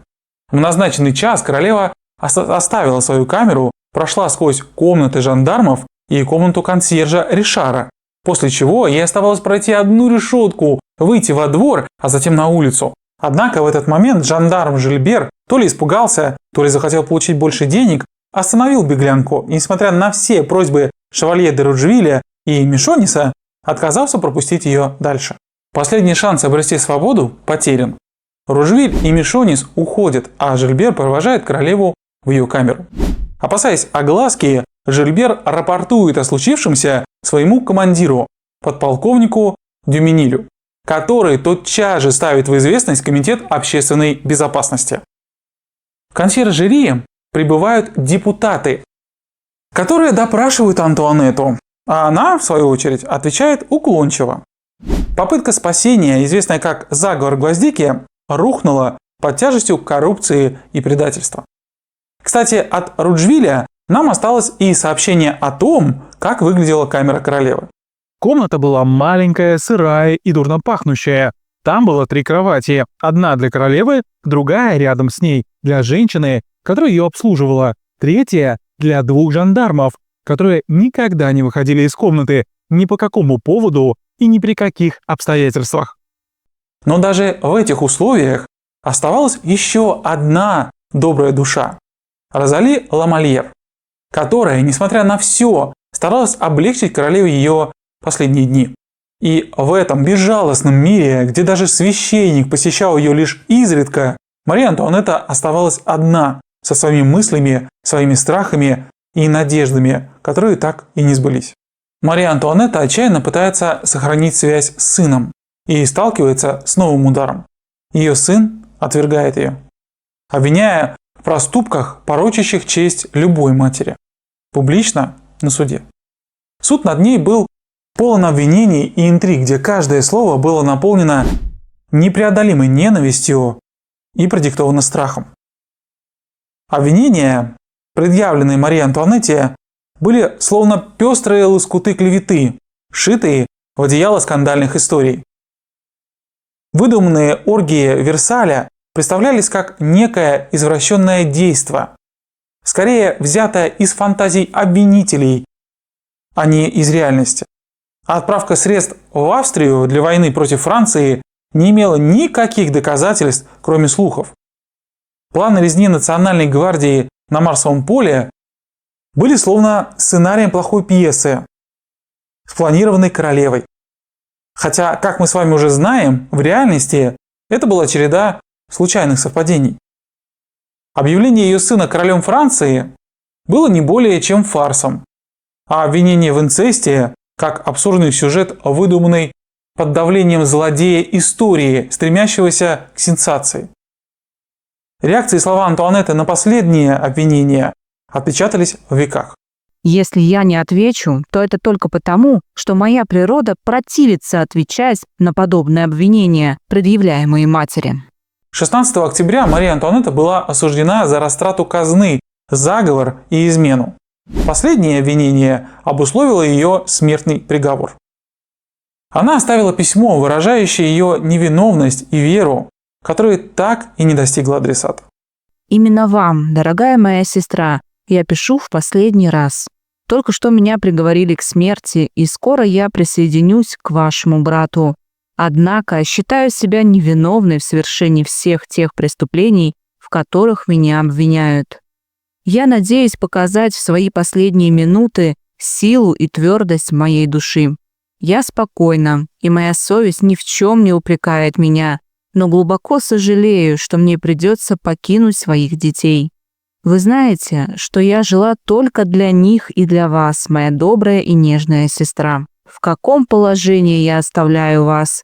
Пусть мой сын никогда не забывает последних слов своего отца, и пусть никогда не пытается отомстить за нашу смерть. Я говорю вам о вещах слишком тяжелых для моего сердца. Я знаю, сколько этот ребенок, должно быть, доставил вам забот. Простите его, дорогая моя сестра. Подумайте о его возрасте, ведь ребенку так легко что-то внушить, даже если он ничего не понимает. Мне остается доверить вам мои последние мысли. Я умираю католичкой в той вере, в какую окрестили меня мои родители. Я прощаю своих врагов за то зло, которое они мне причинили. Я говорю прощай моим тетушкам, братьям и сестрам. У меня были друзья, и мысль о расставании с ними тяготит меня не меньше. Пусть они знают, что я, по крайней мере, думала о них до последних минут своей жизни. Прощайте, моя добрая и нежная сестра. Пусть это письмо попадет к вам. Думайте обо мне. Обнимаю и люблю вас всем сердцем, так же, как моих дорогих детей. Прощайте, прощайте. Перед казнью Мария Антуанетта была вынуждена сменить одежду и подверглась унижениям. В отличие от короля, ее везли на гильотину в открытой телеге со связанными руками и выбритую наголо. Она стойко перенесла путь к эшафоту, игнорируя священника, что сопровождал ее по причине его присяги республики. Несмотря на свою репутацию легкомысленной, ветреной королевы, Мария Антуанетта проявила невероятное достоинство перед лицом смерти. На пути к гильотине Мария Антуанетта случайно наступила на ногу палачу и извинилась. «Простите, месье, я не нарочно». Эти слова стали ее последними и остались в истории как пример ее благородства даже в самый трагический момент. Казнь произошла на том же месте, где когда-то отмечали ее свадьбу. Антуанетта была обезглавлена в полдень.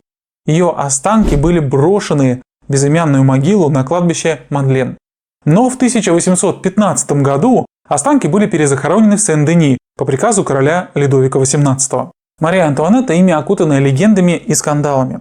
Ее безмерная любовь к роскоши привела к тому, что ее прозвали «Мадам Дефицит», а нежелание следовать французскому этикету и желание обрести личное пространство и отдельный круг общения породило ненависть среди придворных. Именно эти простые человеческие желания и слабости королевы стали роковыми в эпоху, когда Франция была на грани катастрофы. Контраст между богатством монархов и нищетой народа был поразительным. В то время как королевская семья утопала в роскоши, простой народ страдал от бесправия и голода. Это напряжение между классами стало искрой, которая и воспламенила французскую революцию. Как и обещал, расскажу об одной из загадок, связанных с королевой. С так называемым синдромом Марии Антуанетты. Согласно одной из версий, королева посидела за одну ночь перед своей казнью. Как я уже упоминал ранее, изменение цвета волос у Марии Антуанетты, возможно, началось еще в июне 1791 года, после неудачного побега в Варен. Однако сама легенда, скорее всего, связана не столько со стрессом или страхом, сколько с простым отсутствием доступа к краске для волос, которыми королева, возможно, пользовалась уже давно. В те времена для окрашивания волос женщины пользовались хной шафраном, яйцами, соком лимона, ромашкой. А пшеничную муку, кстати, применяли в качестве пудры для придания светлых оттенков парикам. Так что просто элементарное отсутствие доступа к этим красителям быстро проявилось сединой на волосах. Но и действовали они, как вы понимаете, не так долго, как современные краски. Их нужно было постоянно использовать, постоянно подкрашиваться. Поэтому как только доступ к этим красителям исчез, седина начала проявляться. Вот и все.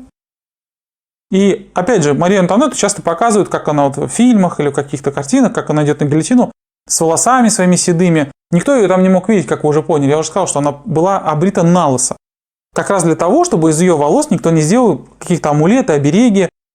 Поэтому никто не мог ее видеть седой перед казнью. И это полное вранье. Теперь постараемся кратко понять причины самой революции. И главное найти ответ на вопрос, был ли шанс у Марии Антуанетты изменить ход истории и спасти монархию хоть в каком-то виде. Итак, французская революция была результатом сложного сочетания политических, экономических и социальных проблем. Что же это за политические причины? Во-первых, разногласия между идеалами просвещения и абсолютной властью. То есть идеи свободы и равенства, распространенные философами просвещения, противоречили абсолютной монархии. Как королева, Мария Антуанетта не поддерживала идеи просвещения, что усилило разрыв между монархией и общественным настроением. Возможно, принятие и продвижение некоторых реформ в сфере образования, науки, личных свобод и равенства перед законом могли бы смягчить противоречия. Во-вторых, кризис легитимности монархии Бурбонов, то есть сомнения в праве и способности короля управлять страной. Мария Антуанетта, будучи членом династии Габсбургов, только усилила недоверие французов к королю, так как ее австрийское происхождение вызывало подозрения у народа, а в их ли интересах вообще действует корона. Хотя она и пыталась завоевать доверие людей, финансировала строительство церквей, школ, выделяла средства бедным, благотворительным фондам, организациям, к примеру, Ордену Святого Духа и Ордену Святой Елизаветы. Использовала свои, кстати, личные средства. Также вместе с королем они помогали старикам и вдовам через общество филантропов, которое основал Людовик XVI. Но злые языки выдавали все это за желание королевы откупиться за свои грехи. При том, что еще в 1770 году, после давки в Париже, о которой я рассказывал, они с мужем отдали все свое годовое содержание семьям пострадавших. Она также отказалась от денег, положенных ей по так называемому налогу «Пояс королевы», который был введен еще в 1388 году. Антуанетта часто жертвовала средства на помощь сиротам, спонсировала усыновление и открыла что-то наподобие дома малютки, где могли жить малоимущие матери с детьми. Кстати, у Антуанетты были и свои приемные дети. Она взяла под свою опеку дочь своей служанки после ее смерти и еще 3 детей. Сиротку, которого чуть не задавила ее карета, сенегальца, присланного ей в дар, а также удочерила дочку швейцара из королевского дома. Вы должны понимать, что это было не усыновление, в современном понимании, а скорее неформальное приемное воспитание, выделение средств, и времени, конечно, на этих детей, которое было нередким в то время. Несмотря на все эти старания, в народе были очень популярны подобные памфлеты о королеве. Напрасно ищу я в преданиях былых примеры преступных страстей, а ведь ты, королева, в деяниях своих похлеще всех прочих, ей-ей. Ты в тратах египтянку ту превзошла, что с консулом римским спала. В сравнении с тобой, скажу не шутя, скромна Агриппина, верна Мессалина, а Медичи просто дитя. Идем дальше. Экономические причины. Конечно, это высокие налоги. Народ был обременен ими, в то время как дворянство и духовенство пользовалось налоговыми льготами. Личные расходы королевы и ее склонность к роскоши усилили образ монархии как расточительной и оторванной от народа. И, естественно, плохие урожаи, которые привели к дефициту продовольствия и повышению цен, что усугубило жизнь бедняков. Несмотря на то, что королева не могла контролировать урожай, она могла бы проявить больше сочувствия и оказать поддержку нуждающимся, что она, кстати, и сделает, во время голода 87-88 года, продав почти все столовое серебро и закупив для бедняков зерно. При этом сам королевский двор ел дешевый ячменный хлеб. Также по ее инициативе каждый день в Версале раздавалась еда для нуждающихся. И, наконец, социальные причины. Как представитель высшего сословия, Мария Антуанетта не предпринимала шагов для уменьшения социального неравенства. А она могла бы поддержать реформы, направленные на улучшение условий жизни бедных. И еще одна причина – это общественное недовольство, вызванное несправедливостью и отсутствием возможностей для социального роста. Королева из-за противодействия реформам воспринималась как символ всего того, что было не так с монархией. Эти факты вместе создали условия для революции, которая приведет к радикальным изменениям во французском обществе и политике. Конечно, вопрос о том, могла ли Мария Антуанетта изменить ход истории и спасти монархию, остается предметом исторических дебатов. Однако, исходя из представленного, можно сделать вывод, что у королевы были определенные возможности повлиять на события. Мария Антуанетта и ее советники, такие как Барнаф, имели шанс укрепить монархию, если бы смогли более эффективно сотрудничать с умеренными и жерандистами. Однако ее действия, в том числе передача военных секретов австрийцам и поддержка вето короля лишь по выгодным для нее вопросам, усилили образ врага в глазах народа и способствовали радикализации революционной Франции. В целом, Мария Антуанетта могла бы сыграть более активную роль в предотвращении революции, если бы проявила больше понимания и отзывчивости к нуждам французов и не потакала бездумно модным веяниям свободы, а с самого начала прислушалась к советам матери и поумерила свои желания. Знаете, на мой взгляд, всего этого можно было избежать. Я имею в виду и смерти монархов, и даже саму революцию. По крайней мере, в том жутком и кровавом виде, который она приняла. Просто не нужно было лезть в чужой огород, в войну за независимость США, а заниматься своими реформами и народом. Нанять парочку хороших писателей, которые бы вещали нужную короне версию событий. Ведь по сути, из-за помощи штатам и воспевания идеи свободы там, люди начали проникаться этой идеей и во Франции. Многие возвращались из Америки на родину и при виде напыщенных богачей задавались справедливым вопросом: как же так? Почему им можно, а нам нельзя? В то время идеи свободы воспевают поэты, музыканты, они ставят пьесы и говорят на улице. И королева, которая всем своим поведением олицетворяет эту свободу, только свою личную, не может не вызывать зависти у людей. А разве много нужно, чтобы направить стадо в нужное русло? Нет, лишь один хороший пес. И как итог, Вашингтон помогает писать Конституцию для Французской Республики, а генерал Лафайет, который ранее служил под его началом, отправляет в подарок своему бывшему командиру ключ от Бастилии. Он писал, что это первый зрелый плод американских принципов, пересаженных в Европу.